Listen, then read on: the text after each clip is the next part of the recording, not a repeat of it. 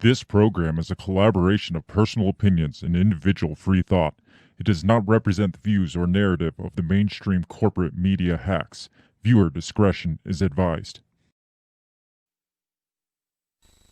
And here we go.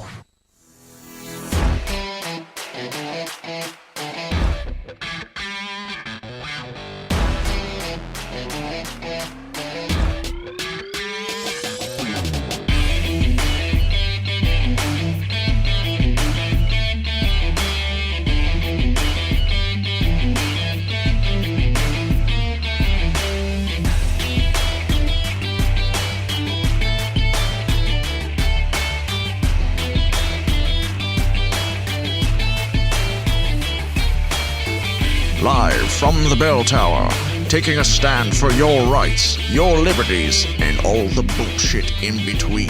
You're listening to Break the Bell Podcast. Good evening, ladies and gentlemen. Happy Monday night, and welcome to the Break the Bell Podcast live. Hello, beautiful bell breakers. It's a special occasion going on right now. Yes. The World Cup is happening. I know. Yes, it's like the biggest sporting event in the world. That's what I'm told. That's what I read. I was like, World Cup, the largest sporting event in the world. I'm like, really, over the Olympics? Yeah. Like. Maybe it's because we're here in America. And that's it. Yeah. So, like, I have a friend that lives in Brazil, and she posted, like, pictures of her friends and family all getting together, having a big party. There's Parades for yes, the World Cup? Yes. For soccer. Yes. Soccer is like... Yeah. Like, first of all, we Americans, we're the only ones that call it soccer, I'm pretty sure. Yes, I believe so. Like, everywhere else is football. Yes. Now, I've made it a point on this show to point out that I don't give two shits really about football. American football. Yes. How much less do you think I care about the rest of the world's football? And how did America come up with soccer? Where they're like, well, football's already taken, so what? Well, we play with our feet. Feet ball. No, we play in our socks. What about soccer? Yeah, right. You're like, soccer, that's great. I like it. You know what? The sock thing doesn't work so much. Well, first they were like shoe ball. Yeah, right. And they're like, shoe ball? That just sounds dumb. What about sock ball? Yes. Soccer. There you go. Yeah. It sounds French. I don't know. We're kind of retarded here in the United States. We are. Like, we're rather uncultured when it comes to soccer. why do you think that is? Like, I mean, even hockey. Yeah. Hockey's primarily like Canadian and northern, like Nordic countries and stuff, and it's not super American, but there's still a lot of Americans that really like their hockey, especially up in like the northern states and stuff. Absolutely. But when it comes to soccer, it's just like, I mean, there's a lot of kids that play soccer. I don't know if it's there's because a big soccer community. why is it that there's so many kids that play soccer and there's so many soccer moms, but there's so few people that actually watch pro soccer? That's a good question. It's a really, if you know out there, if you know why Americans hate soccer, besides the fact that the sport fucking sucks, let me know, because like soccer mom is just like an American term. Right, yeah. Like, it's just a fact. They don't have football moms. No. They're I think they're called like goon squads in England. Something like that. I mean, there's baseball moms, but primarily you hear like soccer vans, soccer moms, all that stuff. It's an American thing, but for some reason, once they get past the age of like 9 or 10, like Americans are like, fuck your soccer. That's super gay. Right. It's just like, what happened in America? Occasionally, like you'll get friends that I have friends that they go super douchey and they like watch soccer because they think it makes them seem more cultured. Does it though? No. I had a friend who went up to a girl and tried to hit on her. She was talking about the Hawkeyes, and he was like, "Yeah, I don't really pay attention to soccer. It seems kind of dumb, or football. It seems kind of dumb. I'm more of a soccer person." Now, the real douchebag is the person that's like, football, that's soccer in all the other countries. I mean, in other countries, this is not football. Yeah. Football is like having to explain to you what football really is. Right. This is not football, Yeah. you uncultured swine. Yeah. If you haven't noticed, we're going to be talking about, well, not actually soccer, the game. We're going to be talking about the World Cup, mostly everything besides the actual soccer. Yes. Because I've never seen so much drama that I've paid attention to surrounding a sports event, especially a soccer match. Right. Yes. It's like I didn't give two shits about soccer to begin with, but now it's like all this stuff all over. It's like encompassing the news is soccer. Yes, and I remember it's just a couple of years ago FIFA got in a lot of trouble. Now, we gotta solve this once and for all. Is it FIFA or is it FIFA? I don't know. I thought I heard somebody talking about like a PlayStation soccer game. I thought they called it FIFA, and I just kind of went with that. But it very well could be FIFA. Google knows. FIFA. Okay, I am wrong. Google says FIFA. Yes. FEEFUH. My mongoloid FIFA. American brain just was not able to accept that, I guess. Well, most other countries don't pronounce the I as an I or an I. It's an E, like Spanish. It's primarily like South American and Yes. Spaniards and stuff. So I would assume it would be FIFA because they yeah. pronounce the I as an E. Well, that's probably why an American soccer player got in trouble with the Iranian press by calling it Iran. No, he So- called it Iran, and they're like, you're talking about okay. racism? It's actually Iran, you fuck. You ignorant fuck. Yes. How do you pronounce fuck in your language? No, we'll get into that interview too, because that I mean, It's been America's crazy. America is quick to point their fingers at all the stuff Oh, that's yeah, surrounding yeah. this, and then But I they think- get all pissy when the other countries are like, "What about you guys? What about Right. what you got going But on?" I think every nation is really quick to point fingers at everybody else without Obviously. taking on, I mean, Europe, especially France is always one that's quick to point fingers at people without even looking at their own past of everything they've done. France just sucks in general, so It does. They're kind of the butt of like Western countries' jokes. It's true. It's true. So we're going to talk about the World Cup. We're going to talk about the controversy surrounding it. There's things from like Qatar, which is the country that is hosting it. Their bribery to get the bid for the World Cup this year. We're going to talk about all the human rights abuse issues with like the armbands and stuff that's going around. FIFA's response to that. There's major atrocities, like one major human rights abuse that I really want to focus on here in a little bit. I don't want to spoil it because Sure. This is the one that hurts my heart the most. But we'll get into that. So be on the edge of your seats and listen for Craig's ultimate human rights abuse during the 2022 Yes. World Cup game, because I mean it's pretty serious. Oh, I'm sure. I mean, it's gotta I take- be if it's got you. Up I in take arms. this shit really personal, and yeah. I'm a straight white guy, so if I take it Right. personal, it's bad. Yeah. So we'll get into that. There's some allegations of human trafficking and all kinds of immigration stuff going on surrounding it. My question is, why did Qatar, of all countries, in the middle of the sand, get the bid for a soccer tournament? Do they even have grass in Qatar? That's a good question, but Do I'm they sure even play that they. soccer in Qatar? Oh yes, most Really? definitely. Oh You- yeah. you think yeah. so? Oh yeah. All right. But I'm I sure know. they I don't know. they ponied up the money. Oh, I'm sure. So, so- we'll get into all that stuff. Before we do, we got to mention our sponsors, our coffee fix of freedom. That is Run Your Mouth Coffee. I'm sure Run Your Mouth Coffee, being the all-American coffee company they are, they probably hate soccer just as much as we I'm do. Sure, I'm sure. Because, I mean, they're so American that they support two things: delicious coffee and free speech. And those two things scream America. And, I mean, your constitutional rights are what separated us from Europe originally. So Yes. it also separated us. You know, the Revolutionary War and the Constitution kept us from having soccer as our true. main sporting event true. here in the United States. So you can thank your founding fathers for that. You can thank the Constitution for your right to not watch soccer, and you can thank people like Run Your Mouth Coffee who support your constitutional rights to free speech and rights to call soccer super gay. Go to rymcoffee.com, drink delicious coffee, tell them we sent you by using the promo code BREAKTHEBELL. That's all one word. You'll get 10% off your purchase plus free shipping, and that's a freaking awesome deal. And no soccer lovers really offer good discounts like that. No, So, not at all. and you don't have to wear pants either. We've come Yes. to decide. You can order fresh roasted coffee straight to your house without ever having to put on pants. Support companies that support free speech and support your rights, like Run Your Mouth Coffee, rymcoffee.com. Check us out all over the social medias because we are all over the social medias. We're on Facebook, Instagram, and Twitter. I was going to say YouTube. We are on YouTube. We are also now. But we weren't before. But those three specifically, you can find us at our handle, Break the Bell Pods. Share it far and wide across the lands so we can get this message of hope against soccer, the evil atrocities of soccer, and everything else we talk about, exposing bullshit for bullshit. We can reach more ears far and wide by spreading this message of hope. Share us on social media. That's all. That's really what it comes down to. That's good.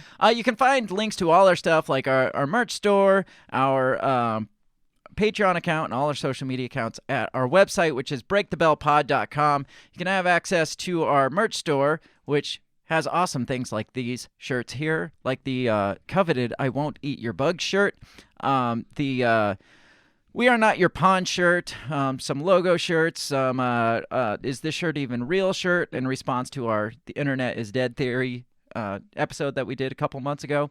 That's at breakthebellpod.com, or you can find that at breakthebell.bigcartel.com. Check it out. Buy merch. Buy your friends and family Christmas presents because they'll love you for it, and we'll love you for it. Social media. Share us far and wide. That's with it. Christmas around the corner, this is perfect to create those awkward conversations around the dinner table. Do you know what else is awesome about Christmas being around the corner? What's that? Is the third annual Christmas extravaganza that will be airing on December 19th. That will be awesome. It is our yearly Christmas celebration where we invite the great Remzo Martinez from the On the Run podcast and the shitty Dan Smots of the System is Down podcast to celebrate Christmas in true Break the Bell style. It's extravagant, hence the name Christmas Extravaganza. And we always get more extravagant. Yes, that word. We do get more and more of that word every single year. Last year we had a musical number from Dan Smots. We had a nice dramatized reading of a book called Hookers and Blow Save Christmas, as well as a bunch of other fun Christmas party fun. So don't miss it. December 19th, 7 p.m. Central Standard Time. Which is on a Sunday. No. Yes, it is. The 19th is on a Sunday. Well, whatever the Monday is before Christmas. Okay, 20th. The 20th. I think you're wrong. I think I'm right. I'm pretty sure I'm right. Because we have a Christmas party on the 18th, which is Saturday. December 19th is on a Monday, Bill. It is? Yeah, so you are highly wrong. Yes, I am. I have to I was going to have to go back. You have to reframe your schedule. You don't know the wheels I have in motion here that are all surrounding December 19th. So I'm glad that's on a Monday because that will be the night that we do it. Monday, December 19th. You on your toes. Yes. We have confirmed it just like I confirmed that FIFA is pronounced FIFA. Yes. Bill once and for all I'm is wrong. 0-2 tonight. You are. Wow. Let's get into the show so we can see how far behind you get on this. If this was a soccer match, you would be freaking the United States right now. Right. You'd be losing your ass. We're going to get into the show, and when we come back, we're going to talk about the drama that is the 2022 World Cup. What did you say? You talking to me? What the heck are you talking about? What did you say? What did you say? What did you say? Are you talking to me? Are you talking to me? Are you talking to me? What are you talking about? What are you talking about? What are you saying? What did you say? Are you talking to me? Well, maybe he was talking to me. What did you say? Talk to me. What in heaven's name are you talking about? Talk to me, baby. What did you just say? What did you say? You listen to me. Are you talking to me? Are you talking to me? What the hell are you talking about? Who are you talking to? Let's play football.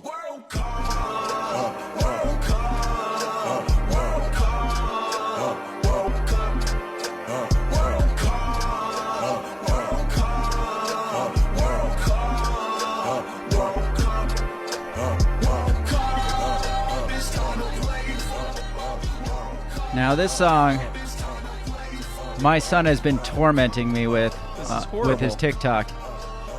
Who wrote that song? I'm not sure. I can't remember, so I'm not going to give him Sounds like credit. something I would write.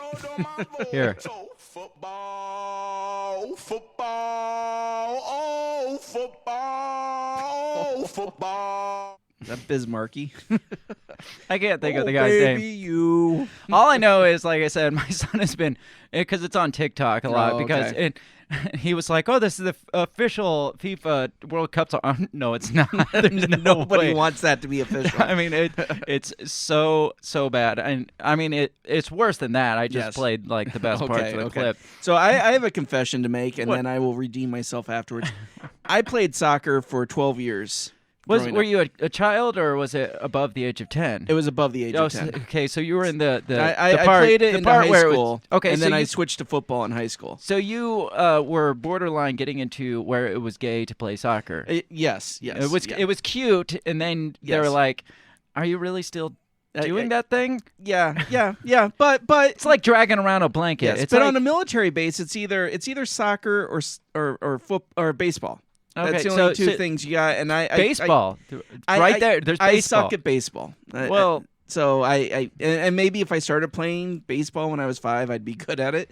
But soccer just seemed easier at the age of 5. Like I started to say, it's like dragging around a blanket. When you're little, it's cute, but when you're like 14, man. But it was a big culture on the military base, so even at the high school. I guess. And my redemption is that I am missing the Steelers getting their ass kicked, so I can talk about soccer. It's like poetic justice.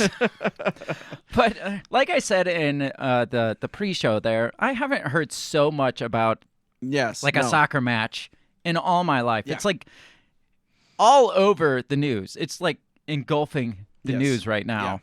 Yeah. It's like the war in Ukraine and then World Cup. It's like I'm pretty sure with the World Cup going on, that's all they're talking about, like in all the other nations. Like even the election shit that Brazil is going through right now, they don't care. It's World Cup season. Do you think, because from what I'm told, they actually pushed back the World Cup a few months because Qatar was so far behind in preparations and stuff? And which think maybe that was intentional? Oh, yeah. Let's put definitely. this right at like global election time. Yes. So nobody's paying attention to elections. Everybody is hyper-focused on World Cup, except the United States. The United States is like, man, I wish these people would focus more on the World Cup.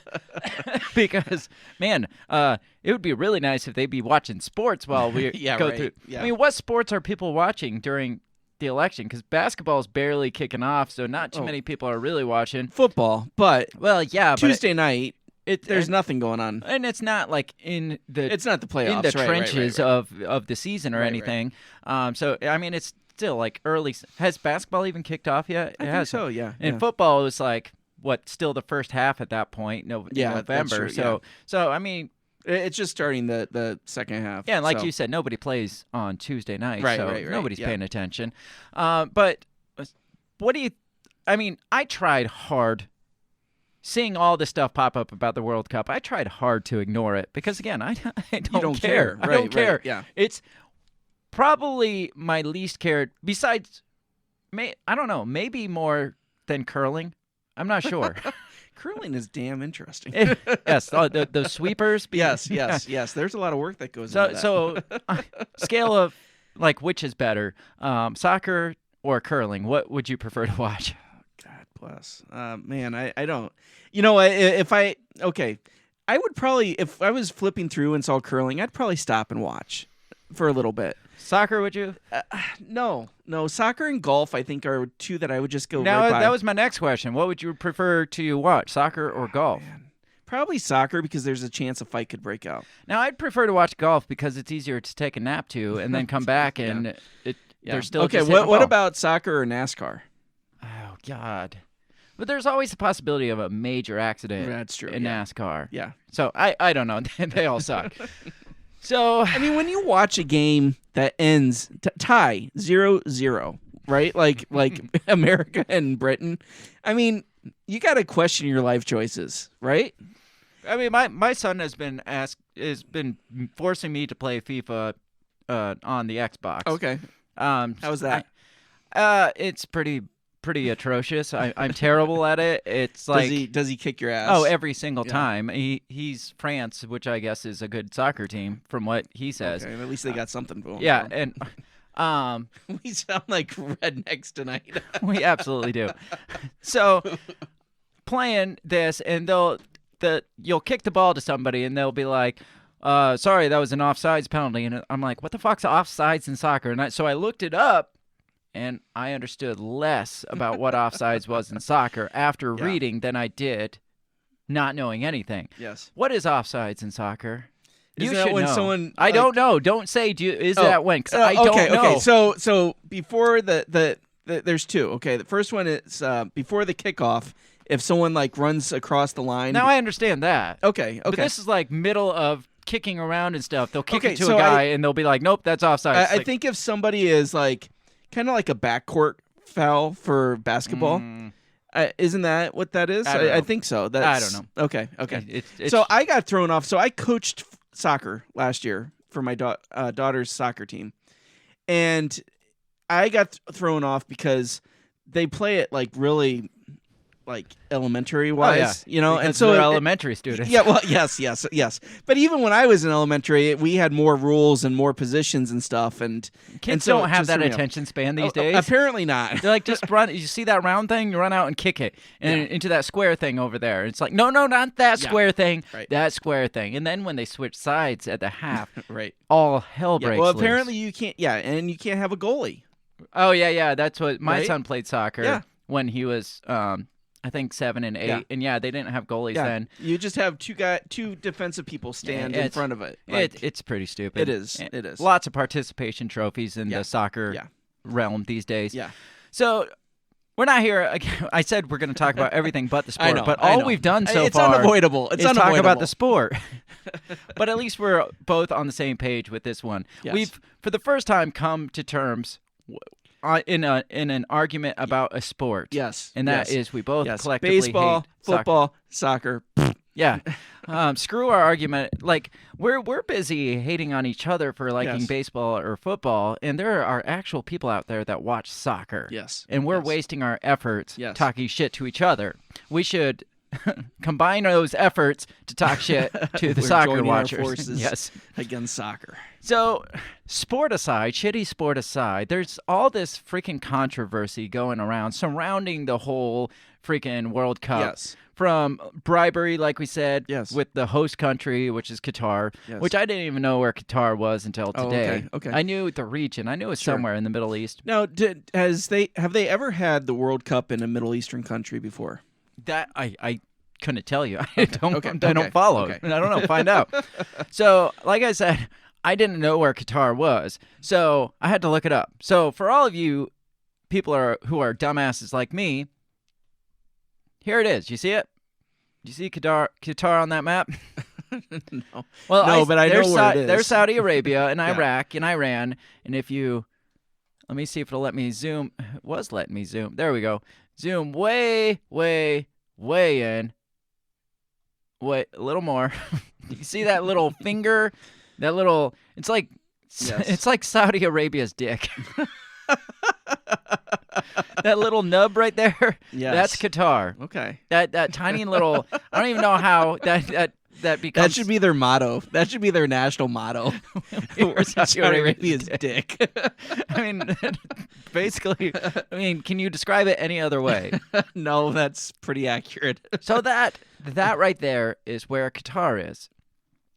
A country where human rights violations are rampant, apparently, because they are, what's the Islam rule? This is the very first World Cup hosted by an Arab country. Really? Yes. All right, well, now we know. The Yes. more you know. Right. So, Hence the controversy, right? Because of the social restrictions. yeah, like I said, human rights abuses Up the yin yang. all over the place according Yes. I mean what's the Arab law or the Muslim Sharia. law? Sharia law Yeah. is like huge there. Yeah, oh yeah. It's like half social law, half Sharia law, and they kind of Yeah. try to have a blend of the two, but they don't usually blend too well together. Right. So it's very religious state. So you obviously got to talk a little bit about where Qatar, or a little bit about Qatar, because again, I didn't know too much about it. I didn't even know if it was a country or like a capital of like okay. Iran or something like that when we first started looking into it. So apparently it was one of the early members of OPEC, So a lot of oil money Very there. wealthy Very country. wealthy country. Yes. Yeah, it's like one of the top GDPs, I think, like per capita, like money per person. Yeah. Well, they only have a couple million people, and they have a Sure. lot of oil money there. Oh, So, yeah. Load it. so yeah, they're pretty well off. It's kind of like the UAE, which is practically next door Yeah. neighbors I'm to surprised them. we haven't gone in and tried to give them some freedom. Well, I feel like they probably give us a ton of money themselves. Probably, yes. They have particularly strong ties with China, Iran, Turkey, and the United States. Now that seems odd to me. Yes. When I mean, it doesn't seem odd, but it should seem odd to me Yes. when a country has strong ties to like our arch nemesis, like China and Iran, and then we also have strong ties with it. Yeah. Like, at what point do we draw the line? It's like, you're in bed with them. Right. I don't feel comfortable with this situation, so we're gonna cut back on some of our ties with you. But no, there's oil there. There's tons of Exactly. oil Yeah. there. So like, we'll bend over and take a little just so that we can Obviously. get some oil. Human rights issues, obviously. Well, let's get into the law stuff, because it says, according to Qatar's constitution, Sharia law is the main source of Qatari legislation, although in practice, Qatar's legal system is a mixture of civil law and Sharia law. Sharia law is applied to family law, inheritance, and several crime acts, including adultery, robbery, and murder. In some cases, Sharia-based family courts treat a female's testimony as being worth half of that of a man's. Codified family law was introduced in 2006. Islamic polygamy is permitted, so they got one thing going for them. Do they? No. Judicial corporal punishment is punishment in Qatar. Flogging is employed as punishment for alcohol consumption or illicit sexual relations. So there goes Vegas. Yeah. Now, it's interesting. They're not allowed to drink alcohol, but certain places are allowed to sell alcohol, like certain hotels Okay. that Oh, are for the allowed to tourists. sell to tourists. Yeah. Right, It's okay. like, if it's that bad, Right. why are you making money off of it? Right. It's I don't yeah. know, I don't agree with this thing, but there's a lot of fucking money to be made in it. Yeah. Um, That does surprise me from a country that has a blended Sharia law in their constitution that Yes. they would sell alcohol. right. So you would think that'd be a no-go. Says stoning is a legal punishment in Qatar, and apostasy and homosexuality are crimes punishable by the death penalty. And that's one of the big things that people are pissed off about, is homosexuality is legal and punishable up to death. But it says, however, the penalty has not been carried out for either crime. So there's the That we possibility know of of. it. Yeah. I mean, like they're It's they're not not on the going to books. broadcast it. you don't think they put that on the books? Right, yeah. That's not something they're like, tonight on the news. I mean, maybe they do. I mean, why I don't not? know, yeah. Muslims are not allowed to consume alcohol, and those caught consuming it are liable to flogging or deportation. Non-Muslims, expatriates can obtain a permit to purchase alcohol for personal consumption. So it sounds like the rich people can get rich off alcohol, Sure. because it's only certain like Of luxury course. hotels. It's not like the local bar can't serve alcohol to non-Muslims and make a profit off it. But the elite like hotel, 5-star hotels, that's fine. So I'm curious, if you're a Muslim man and you go into one of these hotels and purchase alcohol, you would probably get in a lot of trouble, right? I mean, do they check your religion card at the door? I mean, how does that work? I don't know. Maybe. Right? I mean, if you're a Muslim bartender and you're slipping some drinks in the back, I mean, I don't know. It just seems really bizarre to me. Yeah, I mean, it's pretty open to interpretation from what Right. it sounds like. But who gets to interpret it? It's probably the rich that get to interpret it. No, it's okay for you and you Right. to sell it and consume it, but them not so much. So I don't know. It's pretty classist, it sounds like. Yeah. It says, as of 2014, this is in human rights, certain provisions of Qatari criminal code allow punishments such as flogging and stoning to be imposed as criminal sanctions. So this isn't like laws that, I mean, I'm sure it goes back centuries, but Oh, yeah. they put it on their books in 2014. Yeah. So Right. it's Right. like there's progression, Right. and then there's Qatar. Right. You're like, Yes. you know what would be great progress in this country is if we allowed stoning and flogging as a punishment. Right. Yes. So it says Qatar retains the death penalty mainly for threats against national security, such as terrorism. So they have death penalty for terrorism and homosexuality. Okay, well, different strokes. It says in Qatar, homosexual acts are illegal and can be punished by death. So I don't know. What do you think about this country so far? We're not going to read everything about it. I just wanted kind of a breakdown. I mean, it seems like a pretty typical Middle Eastern country. Sure. Not to be stereotypical, but that's what it sounds like. Lots of money. They on the surface, are almost a theocracy, but they have just enough civil law built in to make them progressive enough that they can hold the World Cup. I was going to say, is this enough? Do you think personally, is this enough to disqualify them from being able to host the World Cup? Yeah. Now, looking at the track record of world sports, looking at China and how many times they've got the Olympics, do you think it's a disqualifier? No. I mean, at least from what we know, they're not harvesting organs. Right. That we know of. I mean, that's clearly not a disqualifier. So flogging and stoning versus...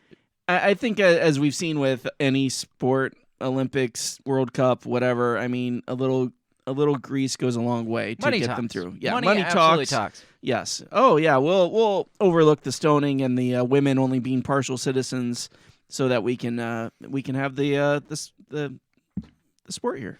Well, yeah. And apparently, it's come out. Would you be shocked to hear that bribes to FIFA secured their spot in the World Cup? Not at all. Now, my next question is, would you be surprised to hear if a country wasn't bribing FIFA or whoever the top dog of a major sport is? Yeah, that would surprise me, is if you found out Canada did not bribe FIFA to host it, and it's like, really? What the fuck? What the fuck were you doing? Canada? What did you do? Yeah, right. How did you get it? You got it by merit? Yeah. I don't understand. Is that even possible anymore? So this is from the Daily Wire. It says, report. This is from back in 2019. So this has been in the works for a while. Yeah, this came out 3 years ago, and yet we're still hosting the World Cup at Qatar. And unlike the Olympics, I mean, the World Cup is a hot item. I mean, people want the World Cup. They don't care about the Olympics. Yeah, do people still want the Olympics? No. I think because when we talked about it, I think the only company that was bidding for it was China. That's fair. So, according to a report, Qatar paid $880 million in bribes to FIFA to secure the 2022 World Cup. And the bribery gets deeper than that. Oh, of course. So this says, according to a bombshell report, I don't consider this a bombshell. The tiny but disproportionately wealthy and influential peninsula state of Qatar bribed... I love how they threw that in there. Yes. Tiny but disproportionately wealthy and influential. Bribed FIFA officials to the tune of $880 million in order to secure its bid to host to the 2022 World Cup. Says the allegations were first made in a book, Whatever It Takes, The Inside Story of the FIFA Way, by a whistleblower from inside Australia's failed 2022 bid. So Australia was just pissed that their bribe wasn't enough. Right, they didn't give enough. Look, we offered $750 million. Come on, Australia, if you care. So it says, however, the Sunday Times said it also has seen documents showing executives from Al Jazeera signed a TV contract that included an unprecedented success fee of $100 million to be paid to FIFA only if Qatar wins the World Cup ballot in 2010. Damn. So Al Jazeera comes out and they're like, all right. We are willing to offer you $100 million to be the host of, or to be to have the TV contract for the World Cup. And they're like, oh, that sounds great. But, caveat, we're only going to do it if you make Qatar the country of origin for the hosting country for this. And they're like, oh, okay. And sure, why not? And being Qatar and being the first Middle Eastern country to be able to host, of all of the Middle Eastern Arab countries, that was probably the easiest to try to clean up and sweep stuff under the rug to be able to host. Because nobody knows anything about Qatar. Right. And it's so tiny. It's a small area to sweep. Yes. It's not like China where we got to like suck pollution out of the air. Right, yes, and hide 1 billion people. Yes, says the The documents allegedly state, in the event that 2022 competition is awarded to the state of Qatar, Al Jazeera shall, in addition to the rights fee, pay FIFA into the designated account the monetary amount of $100 million. The Sunday Times said it also seen a copy of a second secret television rights contract for a further $480 million that was offered by Qatar 3 years later, which it said was now part of a bribery inquiry by Swiss police. So back in 2019, they were looking into this whole bribery claim. Right. Fast forward to 2022, and it's like, we're still doing it. We're still having it here. It's like, they bribed $880 million in 2019, and then in 2022 they decided to slip another $400 million to them. I mean, wasn't it the Olympics? Was it Russia that they accused of bribing, and what they still hosted there? What they do? Slap them on the wrist or something? What do they do? Say, hey, you can't host it here for another 4 years? Well, that, and I don't think they could compete. Really? Yeah, they couldn't compete. I don't know. I haven't seen anything that says Qatar's not able to compete in this. No, because this is just going to get swept under the rug. It says, along with increasingly Islamist Turkey, Qatar is one of two chief contemporary bankrollers of extremist Sunni madrasas and insidious pro-Muslim Brotherhood academic sinecures alike. Qatar is infamous for its cozy ties with Hamas and even with Al-Qaeda. So we got all kinds of But this is from the Daily Wire. So this is very right-wing. Oh, yeah, you got to realize that. Now, this part is interesting. Qatari influence in the United States is routine and hardly abnormal. As the Daily Caller reported in December, Department of Education data show that the Qatari government has given $1 billion to American universities since 2011. Damn. So they're throwing their money all over the place. Oh, hell yeah. And we ask, why in the world would the U.S. be in relations with Qatar when they're cozied up with China? Well, that's just to the education system. Yeah. So, Qatar is probably giving China $1 billion for their universities, right? Oh, yeah. Does Qatar know what our universities teach? Well, it says the top university recipient of Qatari government donations has been Georgetown University. Accordingly, the Middle East Forum has described Georgetown University's Middle East studies as the most intolerant, ideological, anti-Israel, and pro-Islamist in the United States. So the LGBT agenda in the university is trumped by the anti-Israel agenda. Yeah, that's probably fair. So, and obviously, Daily Wire is going to push against that because of course, it's the Daily Wire. Ben Shapiro is Jewish, so there you go. He's going to take that personally, obviously. Not saying he shouldn't, but I find it interesting all the money that Qatar is throwing out there, and then we dare to ask the question: how the hell did Qatar get this World Cup thing? And it's like, well, I mean, they're throwing money at everyone. Oh, yeah. Nobody's going to look at this and be like, oh, bribery. No, you can't have it there because, I mean, they're going to bankroll off this shit. Right. Yeah. So, like I said, that was 2019. Well, apparently, just this year, another $6 million bribery scandal came out. Jeez. Because it says, this is from Yahoo Sports, it says, a key official for the FIFA World Cup in Qatar has again been forced to deny explosive bribery allegations after being accused of buying votes to secure the football showpiece for the Middle Eastern country. Claims that Qatar official offered more than 6 million Australian dollars. I don't know what the exchange rate is there. I don't even know what the bill is. I mean, what is the monetary that they use in those? It just says AUD dollar, so Australian dollars. 6 million Australian dollars. That could be like 58 cents. I don't know. To voters from Africa, which 58 cents would be a lot. That's true. In Africa. That's horrible. In order to help secure hosting rights for the 2022 Cup, have resurfaced in a Netflix documentary released this week. One Australian dollar is 67 cents. Okay, so you're looking at 6 million. So you're still looking in the probably 4 million range. Yeah, probably. Yeah. So, but offered $4 million to voters from Africa in order to help secure hosting rights, which resurfaced in a Netflix documentary this week. Oh, so really? I missed that one. Yeah. probably saw World Cup soccer, and I was like, nope, not watching that. Yeah. Of course, they come out and said, no, that didn't happen. No. No, that's hearsay. As he got Nothing. in his new Lamborghini. He says, this was his reaction. My reaction, especially on the whistleblower situation, it's frustration. They are inherently false, and there are facts on the ground to prove they are false. Sounds false. There it is. The fact checkers. That I mean, Yeah. that's just like the news fact checkers we have now. Right. The Snopes fact checkers. Like, no, there's proof that this is wrong. It's just like, oh, okay, well then I guess it must be false. Right. In other news, all the Australian players have been found positive for steroids and will not be able to compete. And they all died suddenly. Yes. So, again, is it shocking that this is out there? No, I mean that just sounds like the game. I mean that's what happens. It just I think Qatar probably put a little bit more up than most countries. I mean, $880 million. Well, yeah, seems compared like to a lot. Australia's $4 million. I don't know what they put up, but laugh their ass off at Australia. Be like, come on, come on, I can one up you. What about almost $1 billion? Yeah, $1 billion.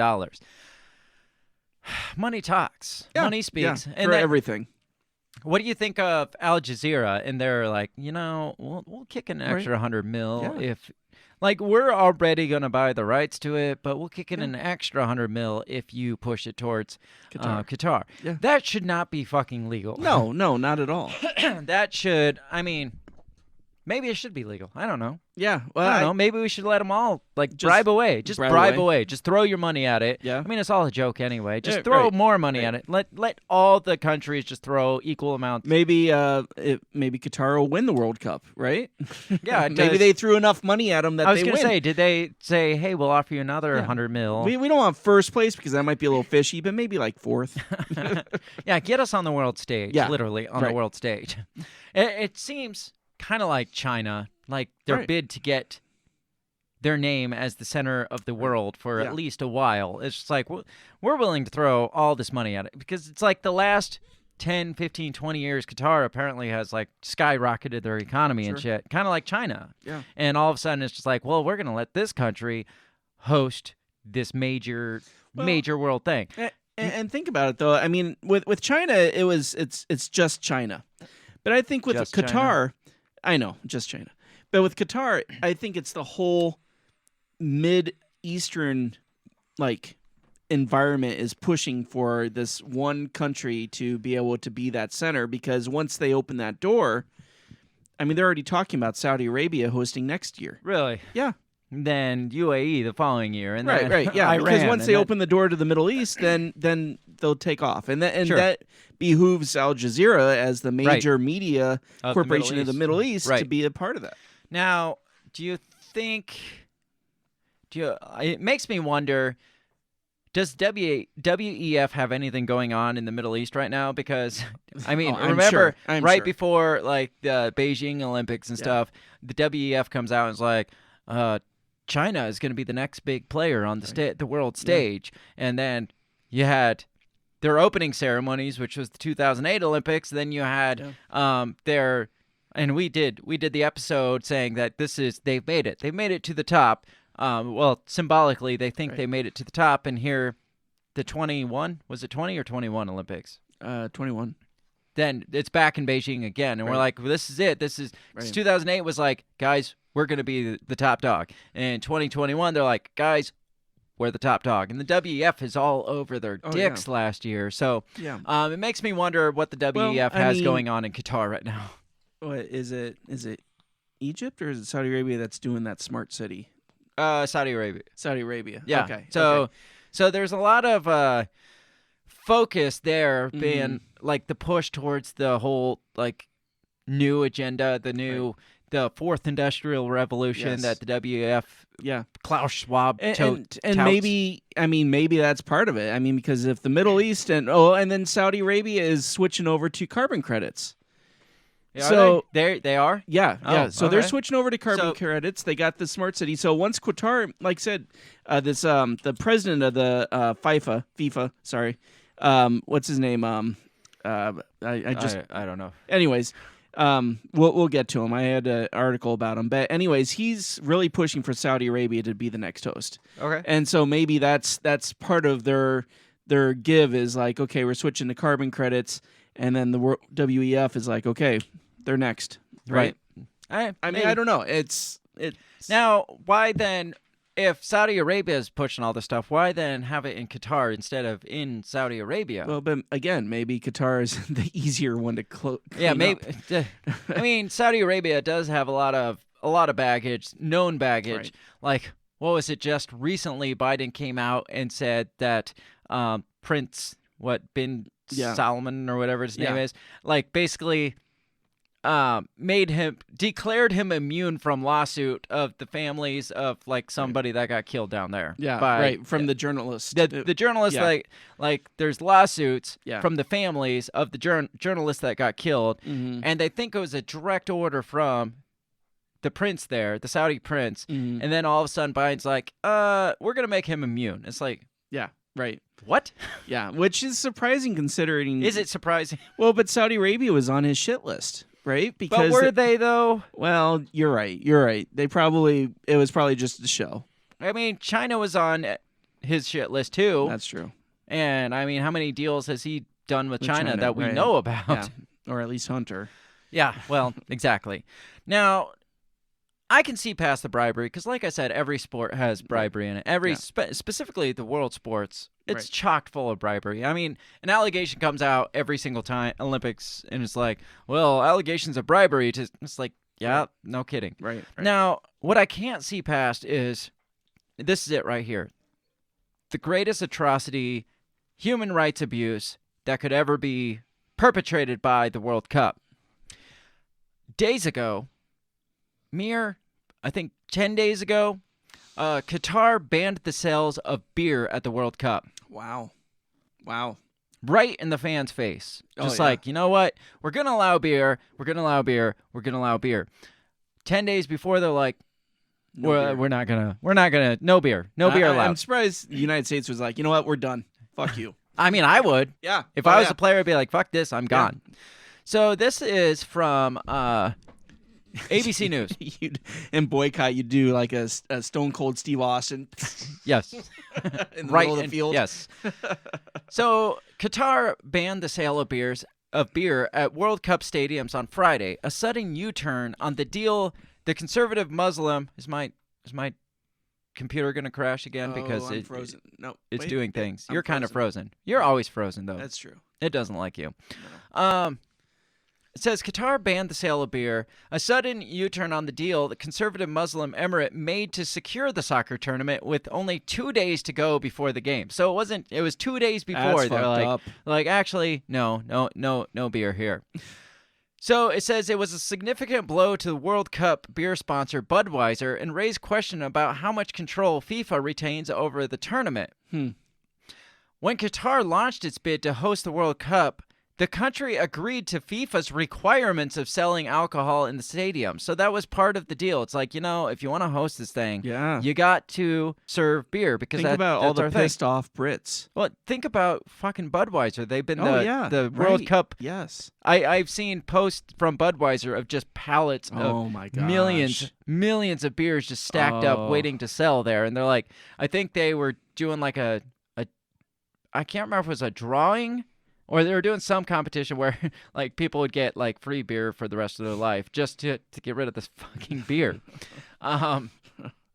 It says, but the details. So it says they turned on this deal. It says the details were only released in September, just 11 weeks before the first kickoff, suggesting how fraught the negotiations may have been.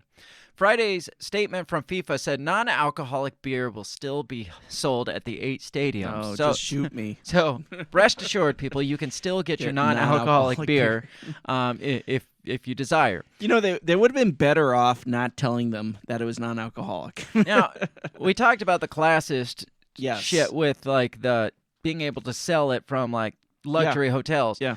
Champagne, wine, and whiskey and other alcohol will be served in luxury hospitality areas of the arenas. That's bullshit. So like in hospitality suites where all the rich fuckers get to go. It's like, well, yeah, you guys get drinks, right. but the low lives, they're not people allowed. in the nosebleed seats, they don't get anything. They have to drink apple juice or non-alcoholic beer, which I'd rather drink apple juice. It says, but the vast majority of ticket holders don't have access to those areas. They will be able to drink alcoholic beer in the evenings in what is known as the FIFA Fan Festival, a designated party area that also offers live music and activities. So like the after party, they get to drink beer there, but in the stadium. Not in the stadium. I mean, shit, the $12, $15 beers, man, and Budweiser's going to go broke. Oh, hell yeah, that's a lot. Says several soccer fans took the decision in stride, with some noting that they knew the rules would be different in Qatar. Now, this person is full of shit. This person says, we're not here to drink beer. We're here to watch the world-class soccer. That comes directly from a non-beer drinker. Because nobody, I mean, it goes hand in, like this next person says, I think it's bad because for me, beer and football go hand in hand. Yeah, you can't watch sports without getting beer. Okay, so a Category 4 ticket, which is the cheapest you can get, for a Qatari citizen, I'm not sure if that's the proper term, is $205. Okay, that sounds For right. a non-Qatar resident, it's $600. Holy shit, that goes up drastically. Now, for a Category 1 ticket, which is, good seats, where you get to drink whiskey. Yeah, absolutely. You're looking at $1,600 a ticket. Ooh. Yeah. What about like the top of the top? Is there like, let's see here. Super Sweets? There's got to be. All right, hold on here. It goes on to say, for many fans, whether they don't drink alcohol or are used to dry stadium policies at home, this is a detail. It won't change the tournament, but with 48 hours to go, we've clearly entered dangerous territory where assurances don't matter anymore. So that's the whole point that they are making. I mean, for me, it's all about the beer. For them, it's all about, well, if they can nix this 48 hours before the game starts, what else can they backpedal on? Right. What other assurances can they? For me, it's just solely about the beer. No, absolutely. Absolutely. I don't care about the other assurances. It's all about the beer. So apparently $1,600 is the highest it goes, but really the price has jumped 59% for tickets compared to where it was the last World Cup. And how much? 59%. Oh, wow. So I wonder why. Inflation, damn it. Qatar. The company, so this is talking about Budweiser, because Budweiser, first tweet after finding out, they just tweeted out, well, this is awkward. But they later deleted the tweet. I would have left it up. It says, the parent company of Budweiser, Ab InBev, acknowledged in a statement that some of its plans cannot move forward due to circumstances beyond our control. The company pays tens of millions of dollars at each World Cup for exclusive rights to sell beer and has already shipped the majority of its stock from Britain to Qatar in expectation of selling its product to millions of fans. Damn. Says while the actual sales of the tournament might not be a significant percentage of the massive company's revenue, that's pretty significant though. I don't know how many people go there, but you're talking tens of millions of dollars. Yeah. You're talking millions of beers. You're talking at least tens of millions of beers. Oh yeah. Says while the actual sales might not be significant percentage of the company's revenue, the World Cup nonetheless represents a major branding opportunity. Now, are they still allowed to flash like the official beer of the World Cup, like you see like in the background and stuff? Probably. Or, I mean, that would be pretty shitty if they're like, and no beer advertisement. They're like, well, right? fuck. Yeah, right. They just blur out Budweiser on all screens. Yeah. Well, it kind of makes you wonder. So Al Jazeera is forking out extra money, right, so that they can put it in Qatar. Will Budweiser fork out extra money to bribe them to have it in a country where they can actually serve beer? Yeah, that Budweiser, do your part. I mean, Yes. it's only $880 million. Yeah, you got this. You can do this. Yeah. I mean, get it. I don't know where would you put it? I was gonna say back in Missouri, but right. Budweiser's not in the United States anymore. Oh, are they not? No, they Where are got they bought now? out by a Brit or something. So well, fuck them. that Ab InBev or whatever it was. What they need to do is they just like maybe be like, okay, we won't serve beer, but let us have like a blimp above the stadium, right? Mm-hmm. And then just drop the beer out the bottom onto the crowd like rain cloud, right? I mean, and it's just like pouring rain beer. Now, from what it sounds, it seems like FIFA is a bit of a pushover. So it's I would think fuck yes. I would think even though do you think FIFA gave back the tens of millions of dollars to Budweiser? They're like, my bad. Here you go. I think they were more like, you know what? It didn't work out this time, but next time we got you. Now I could see if Budweiser did drop the blimp full of beer, they would probably get reprimanded by FIFA. They would probably create an international incident. There might be a war. Yes. Another war. Another Raining war. alcohol on a populace that cannot have alcohol because of religious reasons. Oh my gosh, that might be deemed a hate crime. Yeah, I think would. it very much could be deemed a hate crime. I think it could be, but it would be hilarious. Now, I knew this. This is terrible. This is me admitting to how terrible I used to be, and I'm Used to be. slightly less terrible now. I knew this kid back in high school that was allergic. Probably what you consider gluten intolerant today, but that term didn't really exist back then. But he was allergic to I knew he was allergic to bread and bread-like products. So I'm guessing it was gluten intolerance. Yeah. So me and some friends wanted to put beer in squirt guns and squirt him with beer because he's allergic to it, and we wanted to see what would happen. We didn't do it. Okay. But we wanted to. So now that I think might be constituted as in today's world as a hate crime. Probably. So yes. maybe just maybe showering beer on people whose religion says you can't consume beer. That would be a equivalent of dropping bacon on them. Sounds delicious. Right? I mean, I would bacon and beer dropped from the heavens. That's do you think they'd be pissed or you think they'd immediately convert? I think that would probably make them all. They never told us how delicious this is. This is fantastic. What the hell? Oh, we are going to hell. What do you think so far? What do you think of this whole fiasco so far? Now, first of all, we got the bribery. Second of all, we've got the you can't have beer. Right. Just a couple days before everything starts. Do we have any faith in FIFA at this point? Oh, no. No. To me, it just tells you just how bad soccer actually is. Yeah, I mean, nothing redeems soccer by what we've talked about. It's bad enough that you got to watch soccer, but you have to watch it sober? Right? Is that even possible? I mean, I bet you people in England, who are the mod squads or the goon squads and stuff that watch it, I bet you they're sitting in the stadium without drinking, watching, and they're like, "This sucks, man."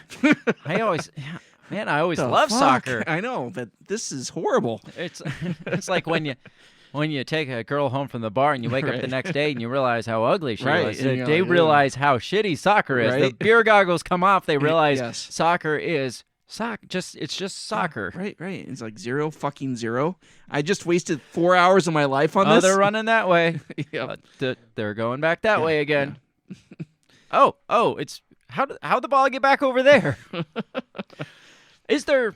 I mean, again, we're not here to talk about the sport, but is there any strategery in soccer? Like in football or baseball, there's a playbook. Is there a playbook in soccer, or does the playbook you flip open the page and it's like, kick the ball to the net, kick the ball down the field? All right, so listen up, folks. This is the play that we're gonna do today.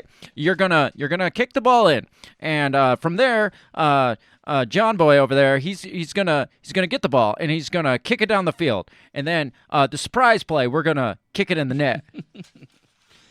Yeah. Is there a playbook in soccer? I don't know. You played it. Yes, you played it. There is strategery in soccer, and it resembles a lot of basketball.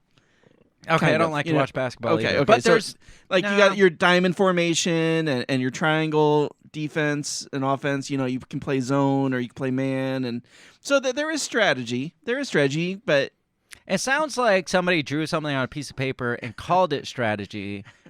To say, no, we are a real sport. See, we got plays on a book here. You see the diamonds and the I don't know what you just said. You lost me already. I don't care. Now, I did see a post. Somebody posted we could make soccer better if we just shrunk the field down. Shrunk it down considerably smaller, and then shrink the goal sizes down. And then there's too many players on the field, so why don't we drop the players down to 6 players? You got 3 forwards and then 2 defense and then 1 goalie. And then while you're at it, why don't you put it on ice? So hockey. Or you can make it like actual foosball, right? Strap people to poles. That would be fucking and awesome. Twirl them around. I think we're gonna get into break just a little early because we got other things to talk about. Yeah. We got through the hardest part of all of this, which is the outlaw of beer sales. Yes. Are you gonna make it? Now, I wasn't going anyway, but I have less of a chance of going. Now, should we? This is gonna get into like the human rights stuff too. Yeah. Should we be upset when a country host a world thing, but they have their own set of rules in their country? That'd be like, and this is a long stretch, obviously, from drinking beer to, let's say, a country that supports, I don't know, female genital mutilation. Why not? Sure. They come over here and they're like, whoa, you're not going to allow us to mutilate our daughters while we're here? Right. I mean, this is her whatever birthday. This is when we do it. We're here for the World Cup.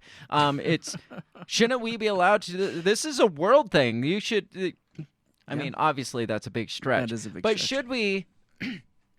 Now, should we be that outraged by a country that bans like alcohol because their country bans alcohol? No, I think the writing's on the wall. I mean, to be honest. Sure. I mean, I think FIFA probably knew that beer was not going to fly. Even though supposedly they wrote in the contract, you got to serve alcohol. There had to have been some caveat. Yeah. You got to serve alcohol. Wink, wink, wink. Yeah. And they're like, oh, we will at our high-class hotels in the boxes or in the expensive So I guess seats. Technically they are abiding by the contract because they are serving alcohol. They're just not serving it to most of the people. Yeah. And they're not specifically serving Budweiser, exactly, who is like the main sponsor of the World Cup.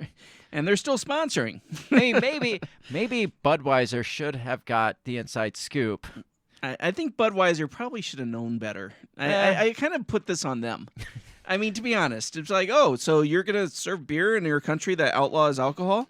All right, great. I mean, it just seems like they should have known.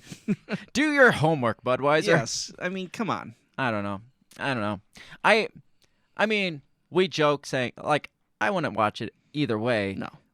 It would be irritating being a soccer fan going and being like, oh, shit, I can't get beer. Yeah. But, again, some of this stuff, at least some of this stuff, I'm like, I'm not really that up in arms that a country makes the choice to outlaw certain things. Right. But when you consider the audience of soccer, or football, whatever, across the world, right? Again, it's the biggest sport in the world, right? I mean, the rest of the world is retarded. but what is it, like maybe 15% of the world doesn't drink alcohol, right? Right. Maybe 10, 15%. I don't know. Maybe I'm exaggerating. And so you decide to have the biggest sport in the world in this tiny country. In the dick of Saudi Arabia. In the dick of Saudi Arabia that does not allow something that the rest of the world allows. Which is kind of culturally part of the sporting event itself. It is. It'd be like outlawing a ball in soccer. Like, we don't, it's against our religion to have round-shaped balls. Yeah. So we Wouldn't only that allow... be a bitch if they're like, well, I understand how you guys play soccer, but in our country, we don't play soccer like that. Yeah, we use square balls. Yes. Not round balls. Yeah, so if you're going to have the World Cup in our country, you got to play outlawed, by our rules. Yeah, so obviously that's an exaggeration from beer to the ball shape, but again, it's like the alcohol comes with the culture of the sport. Exactly. And to have the largest event of that sport or all sports in this country where part of that culture isn't allowed, I think that's a human rights abuse. I agree. I agree. That's a hate crime on its own. It is. Racism. I think Qatar should be banned from having the World Cup ever again. Yes, starting today. Yes. Yeah, let's just move it today to somewhere else. Yes. I'm sure there's got to be a backup plan, right? Australia. Well, Australia's been up and there's lots of beer in Australia, Exactly. obviously. We're going to take a break, and when we come back, we're going to talk about some of the less concerning human rights abuses like human trafficking and stoning of homosexuals. And I'm probably going to get in trouble for this. The stoning part, I take issue with. Yeah. But like that said, supposedly they've never actually issued a death penalty for homosexuality. I want to talk about is it our right to say that a country should or should not allow homosexuality in order to host a world sport? Okay. So we'll talk about that more when we come back. We're going to take 3 or 4 minutes. We're going to probably go get some beer because now I really want beer. I feel like we stick need it to Qatar. protest. Yes. We're going to stick it to Qatar. We're going to get some beer. And when we come back, we're going to continue to talk about the World Cup fiasco drama that's going on right now as we speak. So go get yourself a beer to stick it to Qatar and join us back here in 4 or 5 minutes. We will be right back.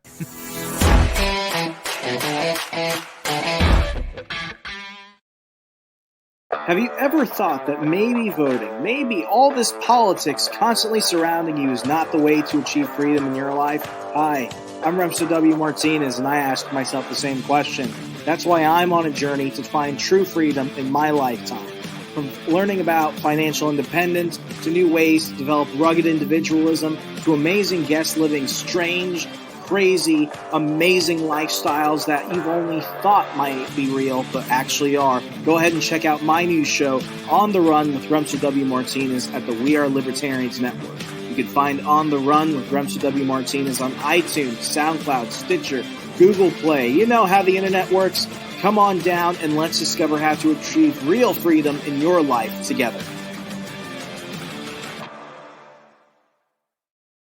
Hey everybody, I just want to take this time to give a big shout out to the very first sponsor of the Break the Bell podcast. That is Goulash Media. They can be found at goulashmedia.net. Goulash Media specializes in graphic design, web design, audio recordings, video work, wedding videos, music videos, even political campaign videos. Goulash Media caters to the little guy with the big vision. You can check them out at goulashmedia.net. That's GOULASH media.net. Let's play football. World Cup. World Cup. World Cup. World Cup. World Cup. World Cup. World Cup. World Cup. World Cup. It's time to play football. World Cup. It's time to play football. World Cup. World Cup. World Cup. Todo do my voto. Football. Football. Oh, football. Oh, football. Now, it's hard for me to hear a rap song about soccer because Yes. rap is predominantly an American That's true. Yeah. genre, and soccer, as we've mentioned, is predominantly not. And hearing hip hop mixed with soccer is just it's just weird to me. I don't know. Yeah.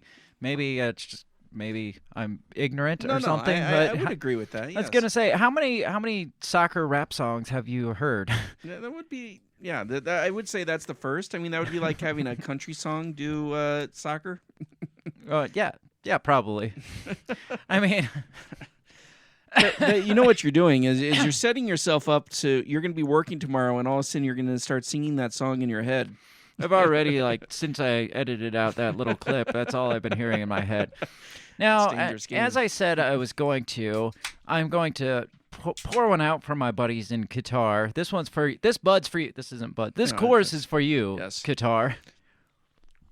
Now, if I was Budweiser, if you missed the first half, which you shouldn't have, the biggest human rights abuse of the World Cup is that Qatar banned the sale of alcohol at the stadiums 2 days before, and I mean that's just horrible. That is now, horrible. if I was Budweiser, the official beer of the World Cup, and I wasn't one of those corporations that actually is concerned about public opinion in general, specifically the public opinion of the country that banned your sales of the biggest sporting event of all time. Yes. My new ad would just be a guy, probably a soccer player, famous American soccer player. I don't know any of them, but get a soccer player on, and he'd take his beer and he'd be like, this bud's for you, Qatar, and he'd open it up and flip off the camera as he's drinking the beer. Yes. And I mean, if $1 million idea yes, right there, if marketing. Budweiser idea. was still owned by America, that would be very absolutely yes, be. yes. But because it's now owned by Britain, then that's not going to happen. Now, do you think there'd be a lot of blowback from probably even white American women that would push back? Yes. That's so fucking racist. Yes. It's like, no, Yeah. it's not. No, It's no. a fuck you to Yes. them sticking it to us. Absolutely. They stuck it to us. We stuck it back to them. You know so. what's racist is banning beer, right? Yeah, you're racist to all the cultures that drink beer as part of their culture. I mean, what's more racist? Like being upset about the ones that outlaw it or outlawing it? Yeah, I mean, that's right. pretty racist. I mean, side note, humanity survived because of beer. I agree with that, yes. I'm serious. There was No, I like am back long time ago when there was like all these problems with like, I don't know, like bacteria in the water.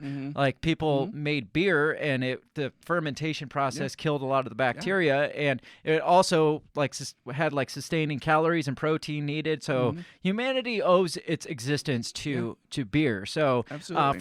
for a culture to be like, you know what, we don't allow beer, isn't that just like sticking it to the like life-saving property, like God-given life-saving properties of beer in general? Absolutely. It's like sticking it to God, really. Yes, I agree with that. It's like, I know you saved us with this delicious beverage, but you know what? Fuck you, God. We're gonna.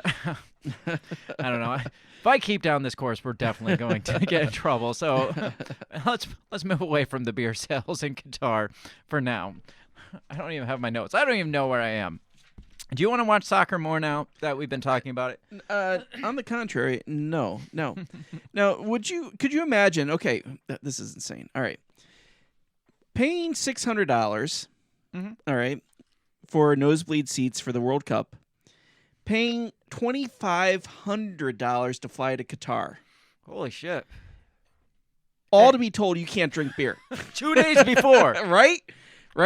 That's $3,000. I mean, what's their search process like? Because I could come up with some kind of like a beer gut, a strap-on beer gut that actually is full of beer. Yes. And then just have like a straw, like a little straw that I pull out and drink beer out of my beer gut. I mean, Brilliant. I feel like there is Never underestimate the ingenuity of a man who likes a his person beer. that was told he Yes. can't drink beer. Yes. But when you're only given 2 days, maybe Right? that was the whole plot. That could be, yes. Let's wait 2 days before, then we cut down on the ingenuity Yes. of beer drinkers from sneaking beer into our stands. So I guess let's get into the human rights and human rights abuses and all that controversy shit. Besides the main one, which is the lack of beer drinking. Because according to Forbes, Qatar World Cup comes with human rights abuses and controversies. Would you have guessed? Yes. You would have guessed. Okay, good. When Qatar won the bid to host 2020 FIFA World Cup all the way back in 2010. Now, why is the process so far out? I mean, that's a lot. I mean, I guess they got to give them time to build. They were supposed to build like 12 stadiums. They only got 8 really? built. So 12 stadiums? Yeah. Really? I don't know. It's a big competition, but the fact that they only got 8, they should have had a backup plan in Australia and been like, sorry, you didn't fulfill your obligations, so Yeah, we're out. absolutely. It says, when Qatar won the bid back in 2010, it was clear what the tiny nation was trying to achieve. Hosting arguably the biggest sporting event in the world. Again, that's why America is the greatest, because soccer is not the best sport in America. That's why America is the greatest. Absolutely. That specific reason right there. Yes. Hosting arguably the biggest sporting event in the world would put them on the map, show off their culture and oil-fueled riches, while simultaneously making their authoritarian and repressive regime come off as a model government. Sounds kind of like Japan, or not Japan. China. Same thing. I was going to say, but isn't that what world media does? Yeah, right? obviously. Well, it says, there's nothing novel in this approach. Sports washing is nothing new for FIFA. Apparently, Benito Mussolini hosted the World Cup in 1934. Did you know that? I did not know that. It's almost like these major sporting corporations go to the shittiest places, and they're like, we're going to have it here. It's all maybe this is kind of my theory on it. Maybe it's because that's what gets people talking more about it, because nobody's just talking about soccer. Right. But everybody here is like us, talking about all the shit around it. It's like, how many hashtags of World Cup are out there, not because of soccer, but because of everything else. Yeah, it's like you have World Cup in America. That's just boring. Yeah. Right? It's like, let's have Hitler host the World Cup, because everybody's going to talk about that, and everybody's going to talk about the World Cup. As they did the Olympics. Yes. Benito Mussolini hosted the 1934 World Cup in an attempt to showcase the merits of fascist Italy to the world. While in 1978, the tournament was a tool to garner legitimacy for the military junta in Argentina. Now, can we put it out of the question that maybe the FIFA organization just likes authoritarianism? That's kind of what I gather. Like, to be like, well, they're just overlooking this. Well, maybe they just like that model there. Kind of like the WEF likes the Chinese model. That's why they're always pushing China. Maybe they only go to these authoritarian regimes because they're like, you know what, we kind of like that. Yeah. We want to showcase this because that's how we think the world should be. Where is FIFA based out of? I think Switzerland. Well, that's hard to believe that they would support authoritarian regimes then, because I don't think Switzerland's on the top list of authoritarianism. Last I checked, anyway. Let's see here. So I'll keep reading while you look. It says, in the same ceremony that gave Qatar the rights to 2022, another autocrat of questionable morality won the rights to the 2018 event for his country. Yeah, Zurich. Zurich? Yes. Switzerland. Yes. So, yes. A lot of shitty things happen in Switzerland, Apparently, too. Yes. Like, is it, what is it? The Large Hadron Collider, isn't that in Switzerland? Yeah, I believe it is, too. I mean, they're part of the end of the world. Yes. So, no surprise. So it says, in the same ceremony that gave Qatar the rights in 2022, another autocrat of questionable morality won the rights in 2018 for his country. It doesn't say which one won in 2018. Where was the World Cup? You're my fact finder. Because Forbes doesn't want to put out the effort of telling us who this is. Maybe it's like Donald Trump. We just don't speak the name. The country we don't speak of. It says FIFA clearly has no problems getting into bed with authoritarian regimes. Maybe the president of FIFA is an authoritarian. Russia. It was Russia, so it is. It is the country we don't speak of. Yep. Good God. Does it do any good? Like, side tangent. Like, we got Donald Trump, the name we don't speak of. They don't even call him the president. They call him, like, my predecessor or, does it do any good to just not utter the name of the country of Russia? Yeah. Another questionable morality autocrat country that we're not going to speak of here. It's like, what rhymes what are with they doing? Pusha. I get that they're trying to prove a point that we don't sanction this at all. But it's like, but you had the fucking World Cup there, so somebody sanctioned it. And I'm guessing you covered the World Cup there too. Yeah, and I'm guessing a lot of players from your country played in the World Cup. Yes. However, with just days left for the quadrennial, that's a big word for every 4 years, showpiece, there are serious doubts as to the effectiveness of the washing part of Qatar's sport washing strategy. If they hoped the World Cup would cast them in a positive light, they could not have been more wrong. Mere hours after winning the bid, the discussion turned to corruption within FIFA and who Qatar had to bribe for the right to host the Cup. Then, as the tournament drew near, attention focused on Qatar's questionable human rights record, their treatment of migrant workers, and their institutionalization of homophobia. Instead of washing themselves clean, Qatar's ruling regime was coming off looking dirtier than ever. The outrage over these issues intensified in the run-up to the World Cup. Now, nobody gave two shits about Qatar's human rights issues before this. Right. And then, like, weeks ahead of time, people are just like, we should be outraged by this country. It's like we only care about them when they are putting on a major sport event. Every other year, it's fine. We're not even going to talk about it. But now, how dare us host a sporting event there? Yeah. I mean, we're still going to host it there, but how dare us? And we're still going to watch it, but how dare us? Right. And we're still going to probably buy the products that are sold by the sponsors that are supporting it. But how dare us? I mean, could they have been like, hey, we got to sweep this human rights thing or human rights thing under the carpet. What's the best thing to do? Be like, hey, why don't we catapult all the homosexuals into the ocean, and then nobody will see them? Sounds like something China would do. Right? Now, that being said, though, the fact that nobody pays attention to those, and now they are paying attention, maybe this is a win. Maybe this is a win for it. Maybe now they're going to have to be like, you guys really should address your human rights abuse issues here, and we're gonna hold you to it this time because we host the World Cup. But in reality, we all know that as soon as the World Cup's over, we're gonna forget about human rights abuses in Qatar. Because do you really feel like Al Jazeera, who is the primary coverage of this, think they're doing any like little spotlight pieces? You know how NBC does with the Olympics when they're like talking about like, you know, they're fluffing up the Russians and Chinese. You know, you think they're like being like, you know, they are pretty horrendous with homosexuals and they really need to change them. No, they're not talking about it. You don't think so? No, Probably not. I doubt it because it's Al Jazeera. Right. I mean, their primary viewing ship is countries that support those policies. You're right. Right. So it says, the outrage over these issues intensified in the run-up to the World Cup. Danish apparel maker Hummel announced that they would be featuring a faded logo on the Denmark national team to protest human rights violations in Qatar. How brave of you. Right. We're going to fade our logo. Yeah. So that way, everybody who sees this will just think we forgot to use Tide extra color protection. Right, right.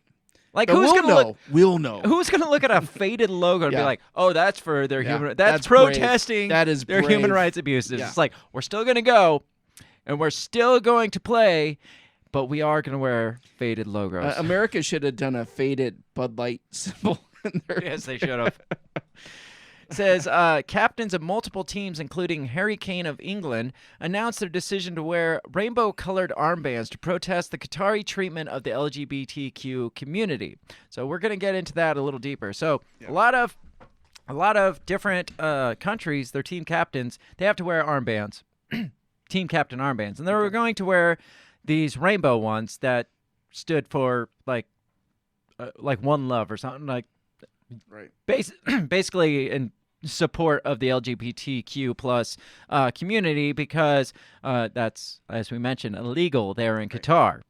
Now, my question, and we'll get into this more, should we make a huge fucking deal about it being illegal there?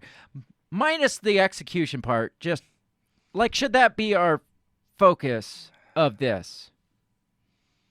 Like, should we care that much that another country? Because not too long ago, it was not illegal, but it wasn't legal, I guess. So I guess it was illegal to marry here in the United States. But we still were having all kinds of sporting events here in the United States, and nobody was protesting us. Yeah, I mean, I guess it goes hand in hand with, I mean, the treatment of women over there, right? I mean, do you highlight that? I mean, I don't like. I have a hard time wrapping my head around highlighting cultural differences.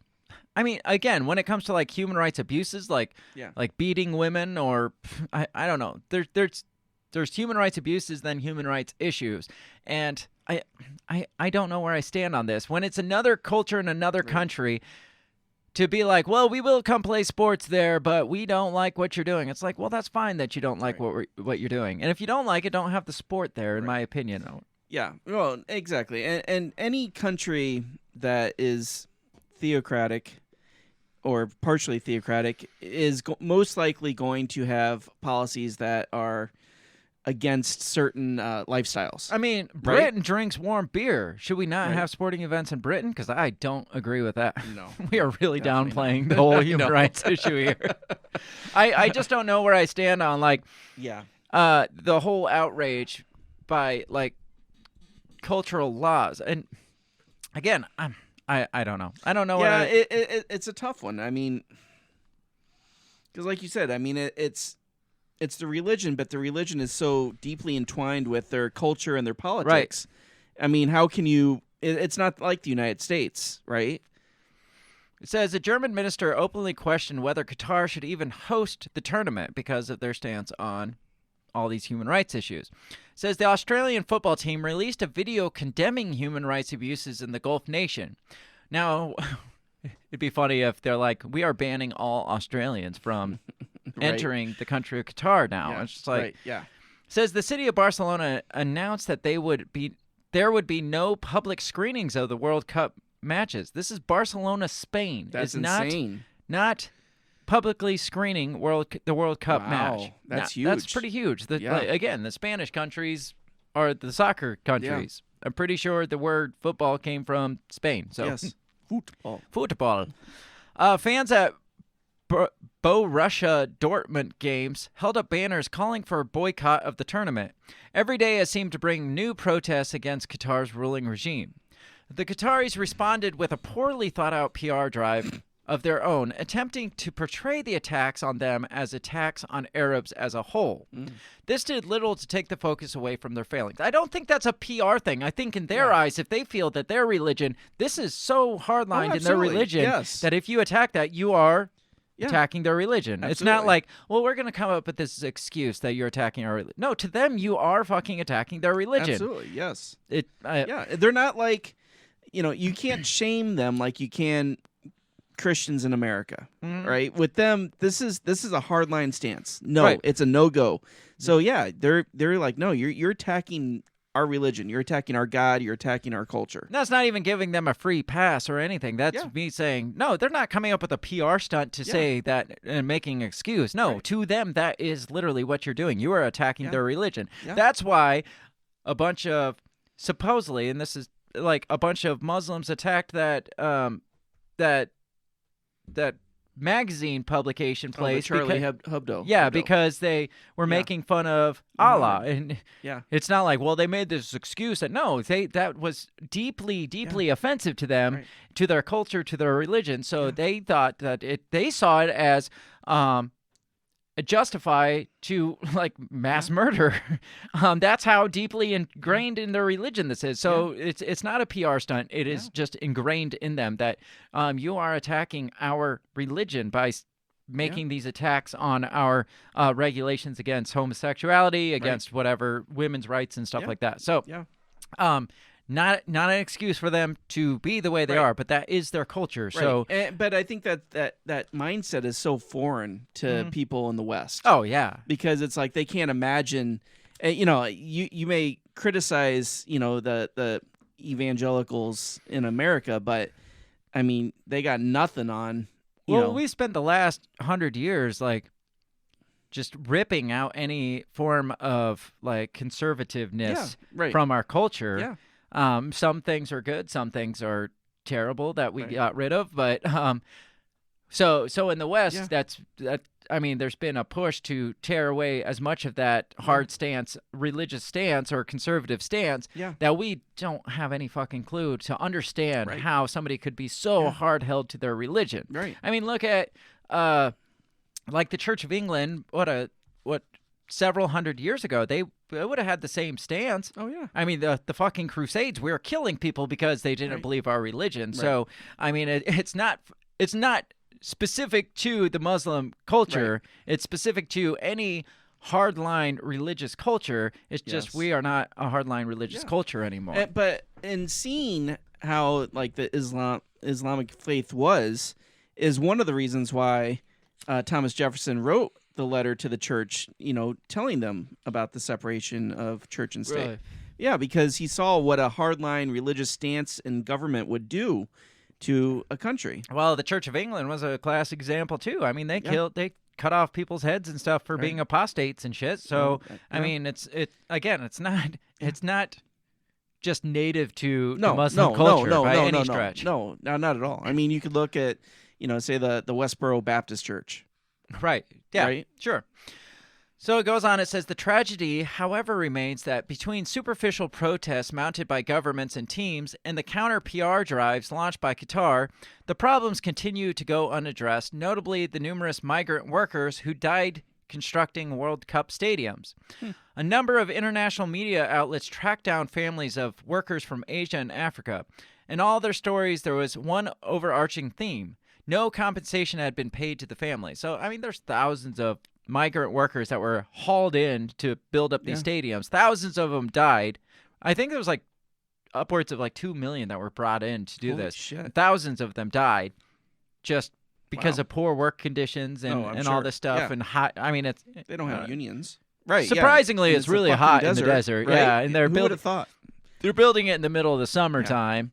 Right. In harsh working conditions. Yeah. And like, so we really can't waste water on you. You're not a citizen. Yeah, we're saving the water for the tournaments. Yeah, right.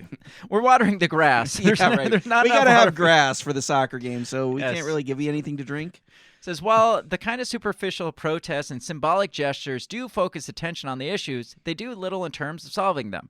And that, again, like, what does wearing a freaking rainbow armband actually do in that situation? A fade it armband. Well, no, the armbands were rainbow. The logo, the team gotcha, logo gotcha, was gotcha. faded. All right. So even more obscure. Right. Of, like, what are you accomplishing here? Yeah. And again, is this? I get that the World Cup is the biggest sport event in the world, but if you have such big, massive issues with the human rights abuse, it's the same thing we said in China. Why the fuck are we participating in it? Why are we allowing Qatar? Because it's not like these human rights abuses came out after they won the bid. Right. Why did nobody like throw a bitch fit in 2010 and be like, no, we're not going to have it there because of all the human rights abuses? So Barcelona is not doing public screenings, but is there a Spain team playing? Oh, I'm sure. Yeah. I guarantee you Spain is playing soccer. It says the protesters get their brownie points while Qatar's ruling regime pays their PR agencies a small fortune to deflect criticism. Caught in the middle are the families of deceased workers who suffer in silence. So fuck yeah, they are. They just kicked Costa Rica's ass. Yeah, I'm telling you, Spain is not holding out of the World Cup. No. Nobody's holding out on the World Cup because it's the greatest thing since sliced bread. Right. And it's like the same with the Olympics. Remember we talked about, we had a diplomatic boycott where our politicians didn't show up. But we did send our sports teams there because, God forbid, we don't show up to the Olympics. That might make us look weak. Right. It's all... Yeah. It's so all it's all posturing. It is.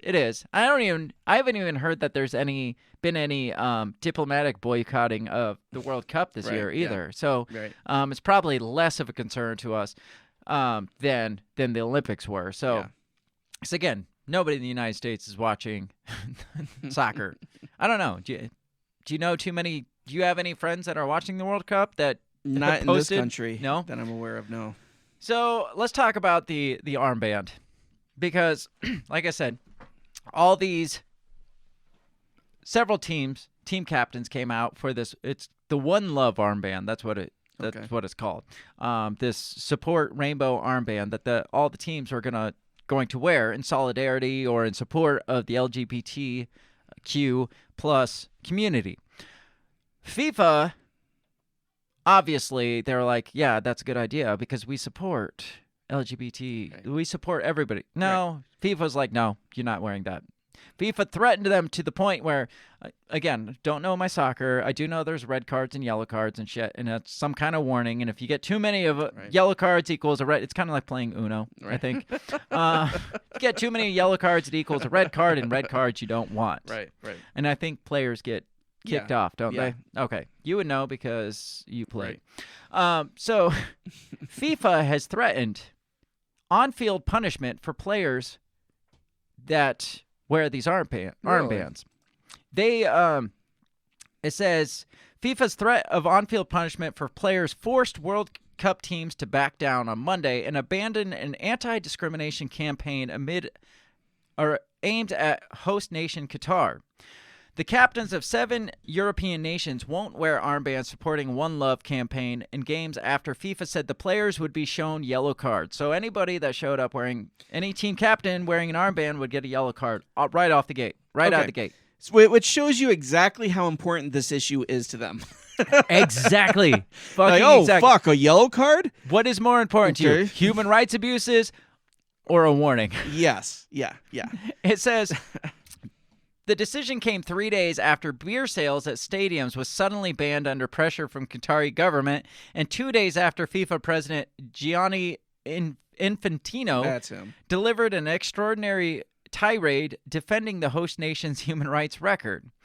It says, as national federations, we can't put our players in a position where they could face sporting sanctions, including bookings. So there you have it. Yes. Now you know what's really important to these people. It's kind of like the equivalent of putting the I support whatever cause behind your Facebook banner. Right. Like, I stand with Ukraine, or you remember when everybody like put black after the Black Lives Matter stuff, they just made their profile picture as just black, and everybody's like, I don't even know what this is. And so for days on end, you just scroll through Facebook and all you'd see was black squares because they're just like, so-and-so updated their profile pic. And it's just like, tired of seeing freaking black squares.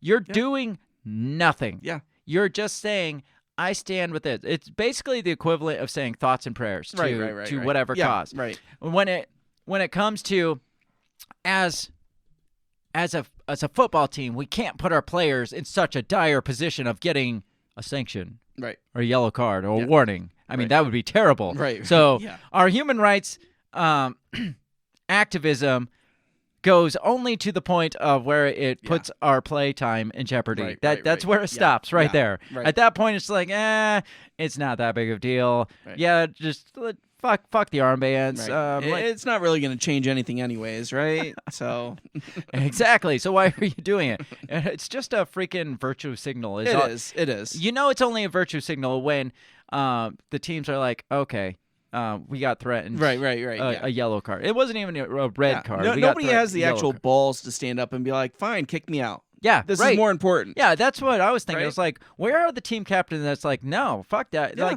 Like when it came to vaccines a couple of years ago, you had sports players that were like, no, I'm not going to do it. And they're like, well, you're not going to go play such and such event in Canada. It's like, well, fuck it, I'm going to sit out then. Right, yeah. And how many players like sat out because of that? Yeah. When it comes to this, they're like, we stand with the LGBT community. And they're like, well, you're going to have to sit out. And it's like, we stand a little less. We stand like behind them. We still stand with them, but I really want to play we're kind of more over there. Yes. But we're still standing with them. Says the climb down after threats from FIFA came hours before England's Harry Kane, the Netherlands' Virgil van Dijk, and Wales' Gareth Bale were due to wear armbands in Monday's games. The captains of Belgium, Switzerland, Germany, and Denmark had also pledged to wear armbands in the coming days. Surprised the U.S. wasn't involved in this either. Says our number one priority at the World Cup is to win games. There you have it. Yep. Number one priority is win. Yep. The rest we kind of care about, but not as much as winning. Exactly. Said the Dutch Soccer Federation in a separate statement. Then you don't want captains to start the match with a yellow card. So again, we see what's important. Yeah. Human rights, winning games. Yeah. Well, we like human rights, but we like winning games, and we have less of a chance of winning games if we stand hard on the human rights. So maybe we can back up. Can you get us where'd they get those faded logos from? Can we get those? Can we get some faded ones, and that way we know? Says Monday's decision shows the political situation surrounding the first World Cup in the Middle East, even after Infantino asked all 32 nations to keep politics off the soccer field. The European plans were in clear breach of World Cup regulations and FIFA general rules on team equipment at games. Apparently, in competitions for FIFA, the captain has to wear a FIFA-provided armband. So that was the big deal. No. So I still see it kind of as FIFA kind of caving to Qatar, though, because of the $880 million. Yes. Maybe Al Jazeera is just like, if you allow this, it kind of looks bad, so we're going to cut back on that $100 million. I feel like it's more than just rules are rules, guys. Right. Rules are rules. Yeah. Our hands are tied. Do you know why? Do you know why? Because they did come to, if rules are rules, then they want to come to any sort of a compromise. And they did come to a compromise. FIFA offered a compromise saying captains of all 32 teams will have the opportunity to wear armbands with the slogan, no discrimination, on their armbands. So that's it's just an armband. It just says no discrimination, no rainbows, which is no, about as generic as you can get. Yes, it's like Dwight Schrute when he made the birthday banner, and it just says like "It's your birthday" or something with like half blown up balloons. Yeah.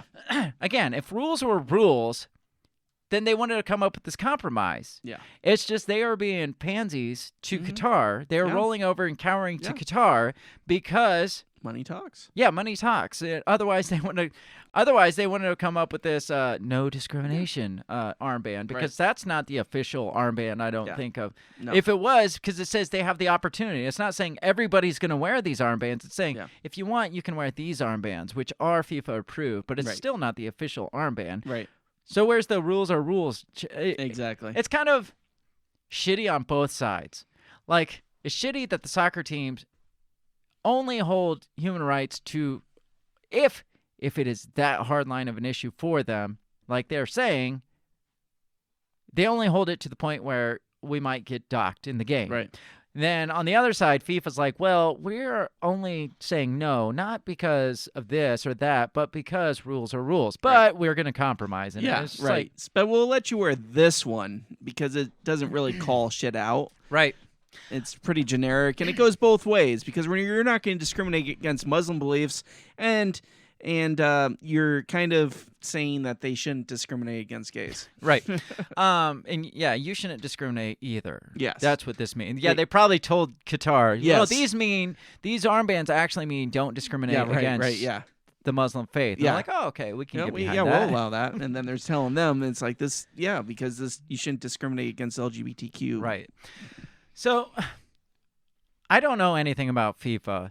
Like, how much control do they have over their own event? Can't they just turn around and remake the rule? It's like, yeah, we will allow this in this game. Yeah, I would imagine they have quite a bit, but or like you said, will serve beer at our sporting event. I think they capitulate a lot. I think this guy Giovanni Infantino, I think he's kind of a pussy, and so I think he really bends over for the different countries. Well, you had read a little bit about him. I told you I don't have time to read that. Right. What do you know about this Infantino guy? Yeah. So, let's see. Giovanni Infantino, president of football's governing body, FIFA, decided to turn up the temperature even more. Today, I feel Qatari, he told the assembled journalists. Today, I feel Arab.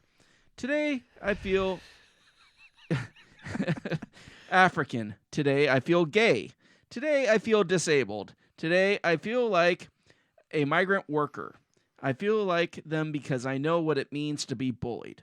So began an hour-long diatribe in which Infantino railed against Qatar's critics, accused Europe of hypocrisy, bashed the press, and even took a swipe at the polling industry for failing to gauge the mood of the public. So basically, he's like, I support all these things, but fuck all of it, right. Qatar. His overriding message to the West was, this World Cup is not for you, it's for everybody else. The next day, Infantino sat beside Saudi Arabian Crown Prince Mohammed bin Salman to watch the tournament's opening fixture between the host nation and Ecuador. There followed a row over rainbow armbands. 8 European teams had planned to wear them to promote inclusion in a country where homosexuality is illegal. FIFA threatened players with punishment on the pitch, and the European eventually backed down. Infantino was born in 1970 in the Swiss town of Brig into a poor family of Italian immigrants. At school, he played football, soccer.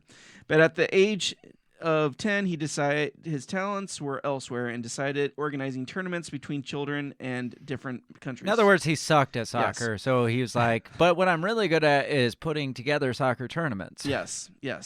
He trained as a lawyer and became part of the cadre of civil servants in Switzerland and long produced to fill the corridors of FIFA, the International Olympic Committee, and other major sporting bodies. He's been on all of these? Yes. Wow.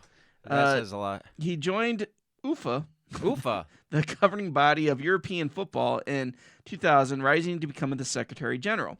In 2015, the world of football was rocked by an FBI investigation, which led to the indictment of several FIFA executives. But not this guy. No. He didn't get indicted, well, obviously. No, he got a promotion. Who do you think called the FBI? Right, exactly. He's aggressive in gambling, new ideas, but he lacks critical voices around him. He has all his people loyal to him. His defenders point out that the World Cup is FIFA's only real source of revenue, while engagement from undemocratic regimes is an unavoidable part of global sport. So it's a necessary evil. Yes. Like, obviously, we got to make money somewhere, and there's a lot of money coming from these authoritarian regimes that want to prop up their authoritarian country. So, I mean, do we want FIFA? Do we want soccer to die? Because if we want soccer to die, we could keep it in these democrat countries like the United States, who don't even know what soccer is. They don't even call it football. Yes. Or we could keep it alive by pushing it through these authoritarian countries. Exactly. Now that makes sense. Some who have worked with Infantino describe him as a demanding personality, where his predecessor would deploy old-fashioned charm. The incumbent only currency is hard work. Blatter describes his successor in 2020 as a megalomaniac on a mission to turn football into a huge money machine. Nowadays, we want a headline, "Everyone is either a hero or a villain," says his former colleague. The reality is sometime in the middle. So maybe he created this whole drama. The way it sounds, that the former guy saying there's a good guy and a bad guy. Yeah. With this guy, there's no like middle ground. There's no. It's very he's very divisive. So maybe well, the way he's like, well, sometimes I feel gay and sometimes I feel disabled and sometimes I feel Arab or whatever. And then all of a sudden he, in the same sentence, he's like, but we got to stop bashing on Qatar. It's just, like he maybe his whole marketing strategy, like we said early on in the episode, maybe the whole thing is just to get people talking more about soccer. Let's make this as divisive as possible. Yeah.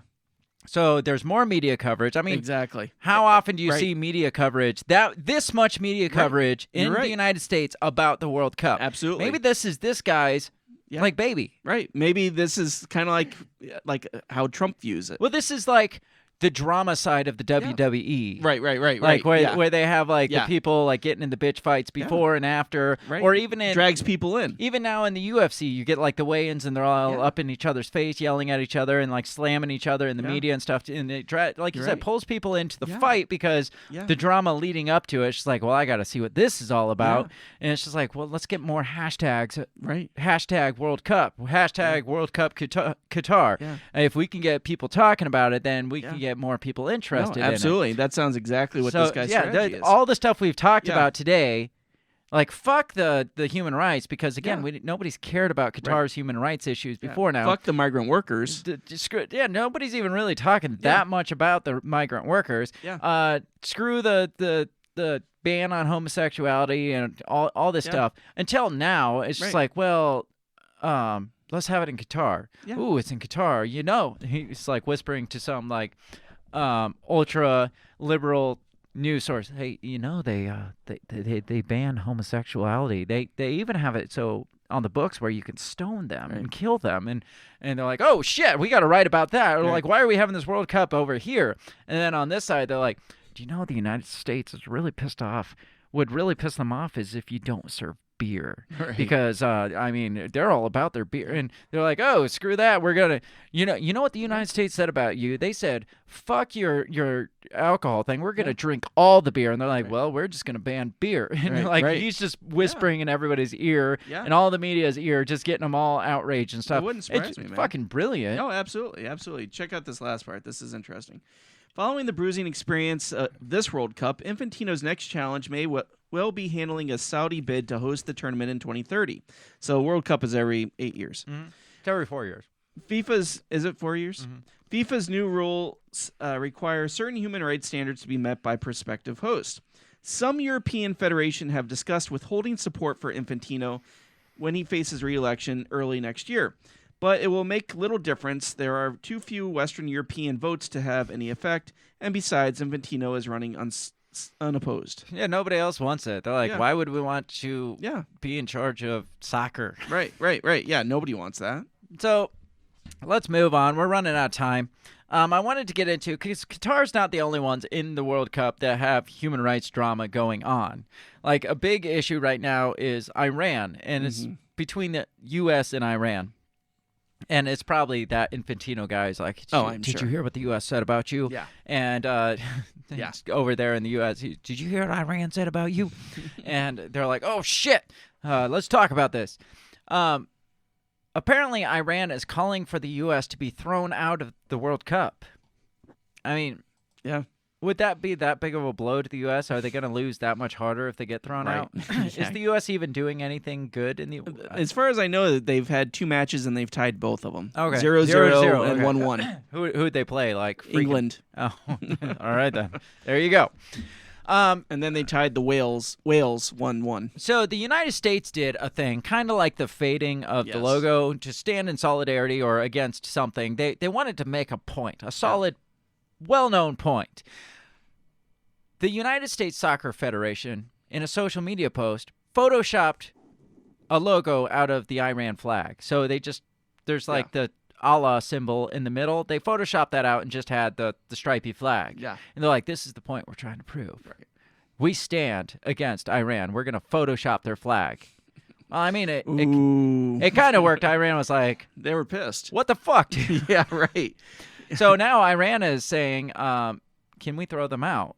Rules are rules, again. Says Iranian state media is calling for the U.S. World Cup soccer team to be thrown out of the 2022 tournament in Qatar after it briefly changed the icon of the Iranian flag on social media accounts in support of protests taking place in the country. So if you don't know, Iran has a bunch of protests going on, and it's all based around this female that got murdered because she wasn't wearing her hijab. Right. Yes. Yeah. And so there's been a lot of protests. The U.S. has kind of backed it. Iran accuses the U.S. and other Western countries of promoting and like pushing the protests. Right. Go figure. The NAD's probably over there. Oh, fuck yeah. They're pushing it. Says the United States Soccer Federation, in its social media post over the weekend, featured flags of the countries competing in Group B, which includes a match between the U.S. and Iran on Tuesday. In posts, the Iranian flag icon was missing its Islamic Republic emblem and only showed its red, white, and green stripes. Tuesday's match is a crucial one that already has drawn political overtones, or undertones, whatever, same thing. Yeah. Whoever wins will proceed to the knockout stages. Now what they should have is whoever wins, that political ideology, right, is now the political whoever wins the World Cup, their political ideology rules is what the world runs now. Yeah, so if the Islamic Republic of Iran wins the World Cup, then we all fall under Sharia law. Sharia law, absolutely. It makes the most sense. Right. It says Iranian, because they say like it's a crucial game with political overtones. It's just like, but we're more concerned about the winning of the game. Maybe if we made the political undertones political overtones, then maybe people would take the shit more seriously. Right. Iranian media reacted swiftly, with the state media agency Tasnim calling for the U.S. team to be booted from the tournament. Now, is Iran just like monitoring the United States Soccer League's social media to be like, oh, did you see that? Look on that little emblem right there of our flag. They took the Islamic Republic logo out of it. It's trash talk. I mean, you see football teams do it all the time. Or do you think maybe the president of FIFA probably picked up the phone and was like, did you see that logo they had? Check out, hey man, check out the Can you U.S. believe the U.S. Soccer did that shit? Association's webpage right now. Can you believe that? And like, oh, what the fuck? Yeah, right. You know, like we said. Well, they need to be kicked out. And he's like, well, I'll talk to the board. I can't promise anything, but I agree. They should probably be kicked out. Then he goes over there and he's like, did you hear Iran wants you kicked out? Can you believe that shit? I mean, how authoritarian is that? Yeah, right. Yeah. I mean, First, they killed a woman for not wearing a hijab, but now they want to kick you out of the World Cup. So how many people do you think are going to be watching this match expecting Iran and U.S. to kick the shit out of each other? And it's all the marketing strategy of the president of FIFA. Yeah. Yep. It says Iranian media reacted swiftly, calling for the U.S. team to be booted from the tournament. It says by posting a distorted image of the flag of the Islamic Republic of Iran on its official account, the U.S. football team breached FIFA charter. Again, rules are rules. If you want to play that game, rules are rules. Yep. Apparently, they should get a 10-game suspension, which would kick them out of the tournament. Because I'm guessing there's not more than 10 games for the team. It Says in a follow-up tweet, it added, the legal advisor of the Iranian Football Federation says the sports association will file a complaint against the U.S. soccer team to FIFA's ethics committee after the U.S. men's national soccer team disrespected the national flag of the Islamic Republic of Iran. We got to say Iran, not Iran. Of course. The U.S. Soccer Federation, in a comment to CNN, said it changed the flag for only 24 hours to show support for women fighting in Iran, fighting for basic human rights, but added it always intended to change it back. But so they only give them 24 hours. Yeah. Again, they care so much about it, they'll give them 24 hours. Well, I don't even think that they were. Well, we were going to change it back. Yeah, right. We were going to change it back. Don't worry. It wasn't a permanent thing. Yeah. No, that they're just like, oh, we don't want to get kicked out again. Our human rights concerns. The line is drawn at not getting to participate in the World Cup. So, I mean, if it was that big a deal, they'd have been like, fuck you, fix your human rights, and we'll fix our logo. Right. Yeah, exactly. But instead, it's like, you're going to kick us out? Let me put that back for you. And we intended to put it back this whole time. It was just, guys, it was just a joke. It was a joke. We were seeing if you'd notice. Yeah, right. Says U.S.-based Iranian activist Alika Laban commented on the U.S. team's move in an Instagram post saying the U.S. took a huge stand. Huge stand. This is their huge stand. For 24 hours. By taking the Islamic Republic logo off the Iranian flag. I just watched Princess Bride again this weekend, and I feel like I should be saying, like, I do not think this word means what you think it means. Yes. Took a huge stand by removing the emblem from the fraudulent Islamic Republic flag that has become, for Iranians, a symbol of torture, suffering, and oppression. This is not our flag. Thank you, thank you, thank you. 3 thank yous. Yes. Now, I get what the protest is about. I get that, no, women should not be being brutally murdered because they didn't wear a headscarf. Right. I get that somebody should be doing something about this, but the thing that they should be doing is not photoshopping a flag for 24 hours. That is not a huge stance. Yeah. The huge stance is if you have such a hard time with these, maybe they should be like, hey, we're standing out of this Iranian game here. I don't care forfeit. I don't care if we lose the whole tournament. Is the U.S. really concerned about winning the World Cup anyways? Right. Now, what would be a huge stance? Photoshopping the Islamic Republic part out of the Iranian flag, or intentionally forfeiting the world's largest soccer match. Right. Yeah. What's making a bolder statement here? Like, we don't care about sports ball. Yeah. We care about human issues, and we are here.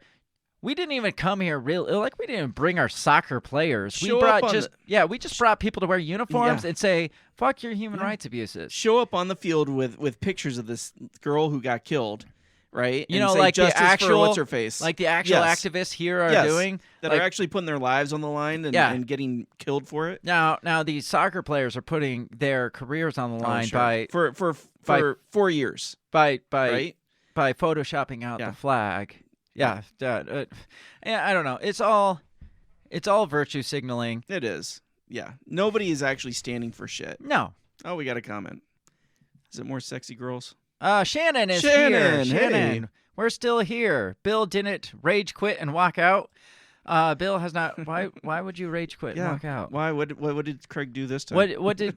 Did I miss it? What did Bill do that he should be rage? Bill, why didn't you rage? What do I got to do to get you to rage quit and walk out? Because I mean, I've been trying really, really hard. Yeah. But yes, we are still here, and we are talking soccer. Shannon, do you like soccer? Are you a soccer mom?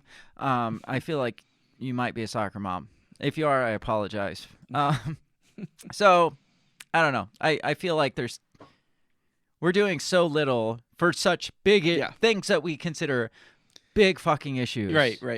It's just like, it's like George Floyd. George Floyd gets murdered, and that'd be like somebody like scratching the face of Abraham Lincoln off a penny or something like that. It's like, I'm doing this in solidarity for all black people in America. It's just like, 1 penny, not all the pennies, just 1 penny. And it's just like, see that? I stand against black oppression because I scratched the face off this. Right. Yeah. When instead we could be doing things that, I don't know, potentially put our careers on the line, our lives on the line. And again, to have the United States come out and just stand there and be like, fuck it, we're not going to play. Yeah, right. And the referee, do they have referees in soccer? They do, yes. Okay, I don't know. It's just a free for all, so I guess somebody's got to throw the yellow flag. Somebody's got to throw the yellow flag. So, Shannon says no soccer, baseball and football. There you go. Obviously, it's football a little Shannon, bit more. You are truly American. Baseball she put first, obviously, but she did put a football sign. She said R.I.P. Georgie. I'm guessing, is that George Floyd? It has to assuming. Be. But anyway, soccer team comes out, and the referees are like, you got to run. It's like, fuck it, I'm not running.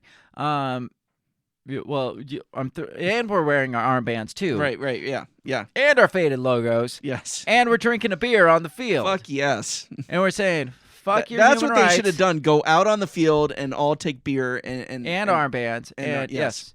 Yeah. They'd be like, screw your human rights abuses.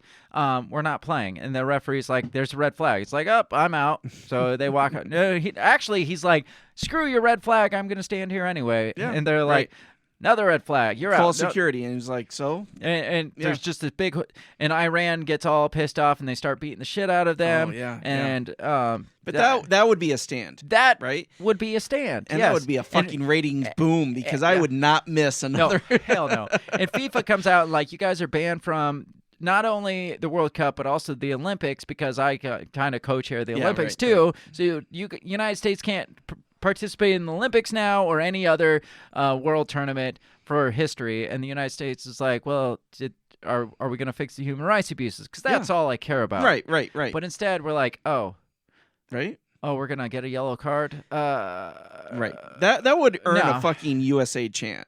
Yeah. In my book. Right. Right? Yeah. I mean, the United States would take the center stage for being the central country for opposing human rights abuse right there. But instead, we're like, we're going to scratch the logo off of a flag on a social media for 24 post. hours. And it's the U.S. Soccer Association social media account. Who's looking at that to begin with? Exactly. Would it come across 5 viewers? Right. Shared like 8 times, maybe? Ooh, that's bold. Really?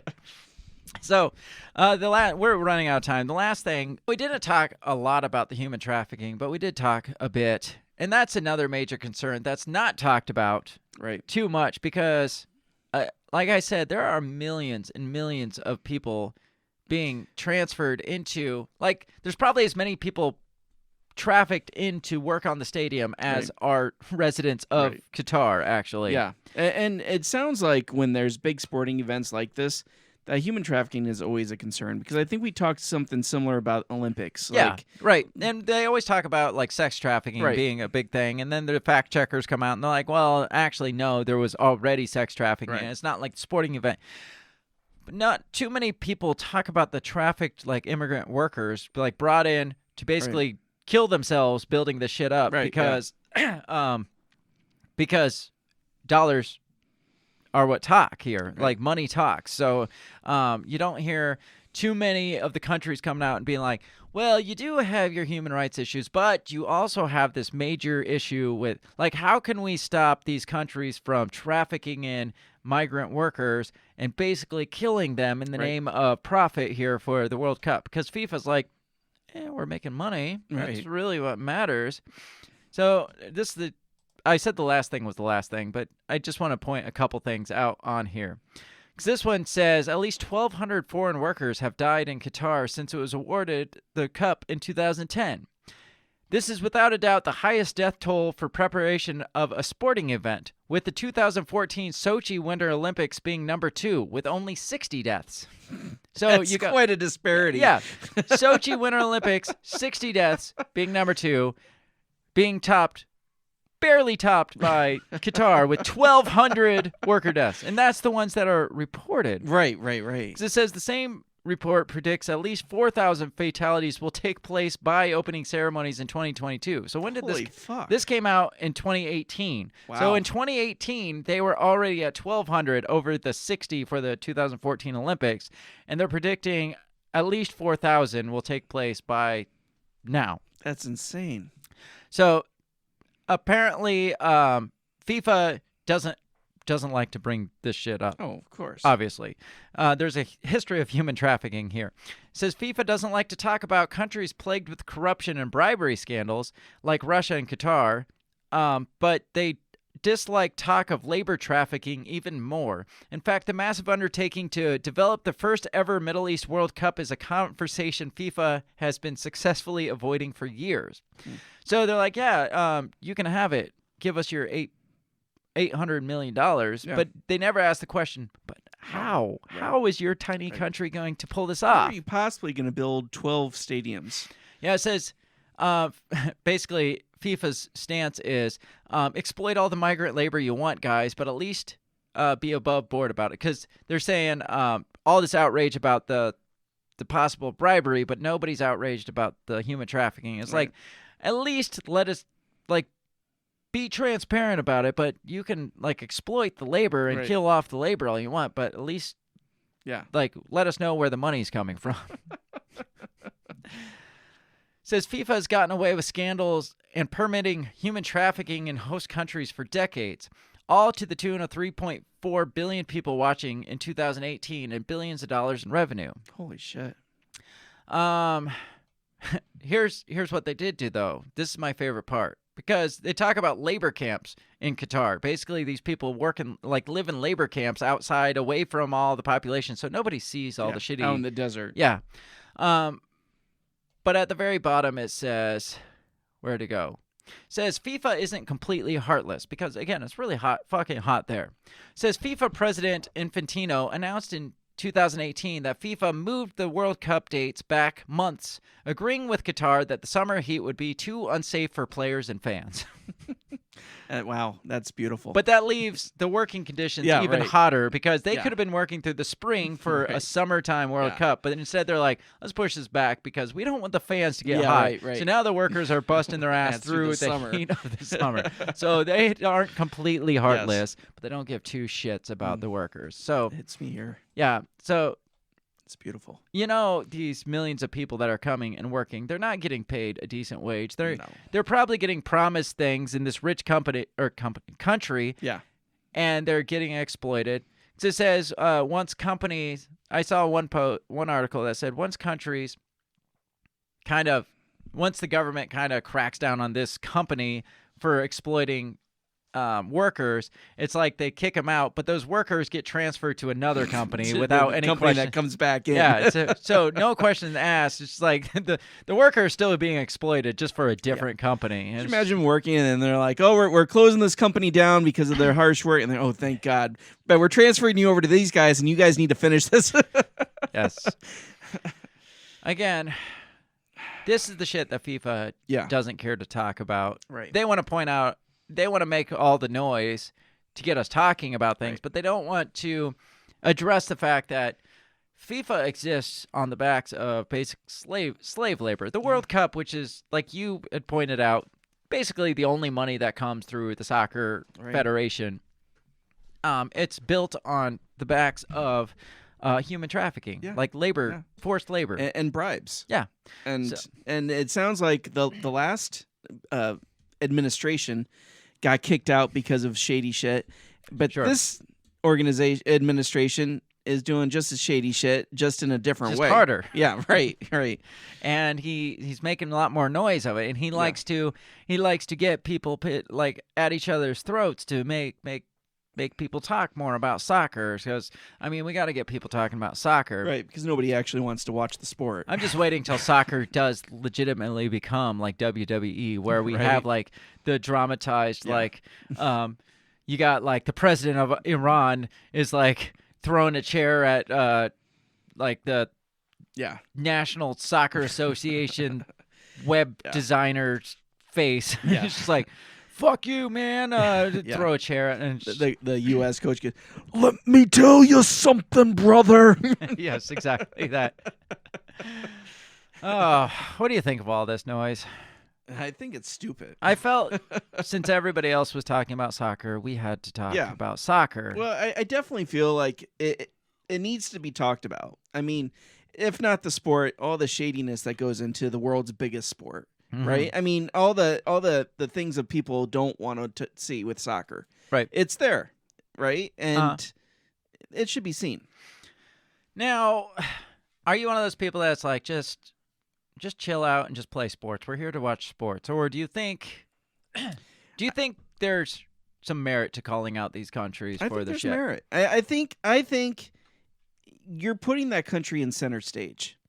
So by doing that, I mean, you are they putting a should be under the spotlight on spotlight. them, Yeah, but you're absolutely. also giving them a fuck ton of money too to host this thing. Right. So And people are coming in by the shit ton to watch this. Yeah, right. so that it's boosting their tourism up. So is it now? Weigh out things here. Is it? We've got on one hand, we are shining the spotlight on the atrocities in Qatar that they're calling out, but on the other hand, we're also like tripling their economy. Right. So I mean, and I think as we just talked about that. All the spotlight shit is just virtue signaling. Now, Nobody actually gives a shit. Here's what I mean. They announce these. They vote on this 12 years ago. Now, what they should have said is, I see that you want this thing to kind of boost and like become a better country, but you have this, and this wrong. You've got, I would give them probably 10 of those years and wait for them to completely build the fucking stadiums and shit, and then be like, well, sorry, and already have the backup plan and already tell Australia, we're actually going to host this here. Right. After 6 years, be like, how fast can you get your stadiums up? And they're like, well, we got these old Olympic stadiums that we can repurpose for soccer stadiums. And they're like, get on it. And then wait till like, maybe do what they did to Budweiser and wait till like 2 days a month before or like 6 months before and be like, I realize you put all this money into this, but we gave you these stipulations here. Yeah. And Australia's already, I mean, they already have their stadium set up. We didn't tell you that, but they do. So sorry, not sorry. We're not having it here. Fuck you guys. You didn't hold up your end of the deal. Yeah. And maybe that, because then the spotlight would be on them, but then they wouldn't get the economic benefit of hosting it there. But instead they just drained a bunch of money into building these stadiums that are going to be virtually for nothing. It's like, well, better luck next time. Yeah. But the odds of you winning the vote next time aren't as good because you didn't hold up your end of the deal. So maybe do something like that where it's just like, you know what, screw you. You didn't put out the effort. So, and I don't want it to be like there's gotta be some hard evidence that you've made some serious policy changes and stuff. Not like, well, for the next 2 years, we're putting a hold on the stoning of the homosexuals. Until 2025. We see them like shipping them across the border into Saudi Arabia and stoning them there. Yeah, there's got to be some hard proof that this is some like permanent changes that you've made to your human rights issues here. Otherwise, I'd say, if we have a problem with it, and FIFA's not willing to deal with it like that, or by making a hard stand saying no, then countries need to start freaking stepping back from those things. I saw more posts, more articles saying, no, we should not boycott because of human rights issues, because these athletes have trained for this and this and this, and because the spotlight is now on this and this and this. It's like, no, if enough countries boycotted it, the World Cup makes jack shit. Right. And maybe folds. It's like maybe they have to make some kind of change themselves. Well, yeah, exactly. But I heard that same argument with the Olympics. Yeah. And so, but do you know how much they sacrifice? It's but what's more important? Right, yeah, exactly. Yeah. If it is important to you, as you say, then that's the sacrifice you would make. Exactly. Like you have people over there that are protesting and making legit like life sacrifices protesting, and we're over here like saying, well, I'm just going to fade out my logo and call that good. Right, yeah. It's like you don't have any sort you don't have a hard stance against this at all. You just want to make it look like we're doing something about it. We're making a bold statement here. Yeah. The boldest statement we could have made by wearing an armband, by changing my background profile to I stand in solidarity with Iranian it's women. Just surface gestures. It is. That's all it is. Right. We are well over our time. I did not think I'd be able to talk for 2.5 hours about soccer. You don't give us enough credit. But we did. We absolutely did. I have not changed my stance on how I feel about soccer. I've lessened my liking for the World I Cup was even gonna say, more. if anything, it's given me an even more negative. And now this being somebody who likes football, and I'm sure there's tons of shady shit with football that. Oh yeah. All pro sports do, all but it's pro not at sports, that yes. level because it's not international world level. Right, yeah. right. I am out of time. It's time to go. If Yes. you hate soccer as much as us, let us know. If you love soccer, we don't care. Let us know. Have a great rest of your week. Enjoy whatever it is about this cold weather that you can. It's Christmas season. It is Christmas season. And Yes. make sure you check out on December 19th, Bill, Monday, December 19th, the Christmas Extravaganza, which is the 3rd annual Christmas Glad you told me it Extravaganza. was Monday. I would have been here on Sunday. Well, you'll be here for the weekend That's wrap true. up. I'll be here anyway. both of them. This is the biggest. This is so much bigger than the World Cup, and you do not want to miss it. And we promise you minimal human rights abuses. Yes. I mean, the only person we might abuse is Remzo, but he deserves it. Right, and he's expecting Of course, it. I picked the only brown guy. God damn it. All right. Minimal human rights abuses in our Christmas extravaganza. But there will be liquor. There will be, and we will not cut that short. No. 2 days before. Make sure you show up for that on December 19th. It's going to be a blast. Check us out all over social media. Share us far and wide across the interwebs because that's how we get our name out there, and that's how we can do bigger and better things and reach out to more and more people, probably more than the 8 people that are following the National Soccer Association. So make sure you check that out. Share it. Because we want to be bigger than the National Soccer Association, which is not very big. So we have small goals. We'll catch you next time. Before I go, I just want to say, Qatar, this course is for you. Have a great rest of your week. We'll catch you next time. Peace. Goodbye. The Break the Bell podcast is brought to you by you. So pat yourself on the back because without you, we would be talking to ourselves. A special thanks to our Patreon members, Justin Zielinski, Remzo Martinez, Stephanie Parker, and T.O. Jacobson. A shout out to our sponsors, Run Your Mouth Coffee, the On the Run podcast, and Goulash Media. If you'd like to help support us, visit patreon.com/breakthebell or buy our garbage at breakthebell.bigcartel.com. Get back here next week and let us continue to invade your ear holes. And as always, never stop talking.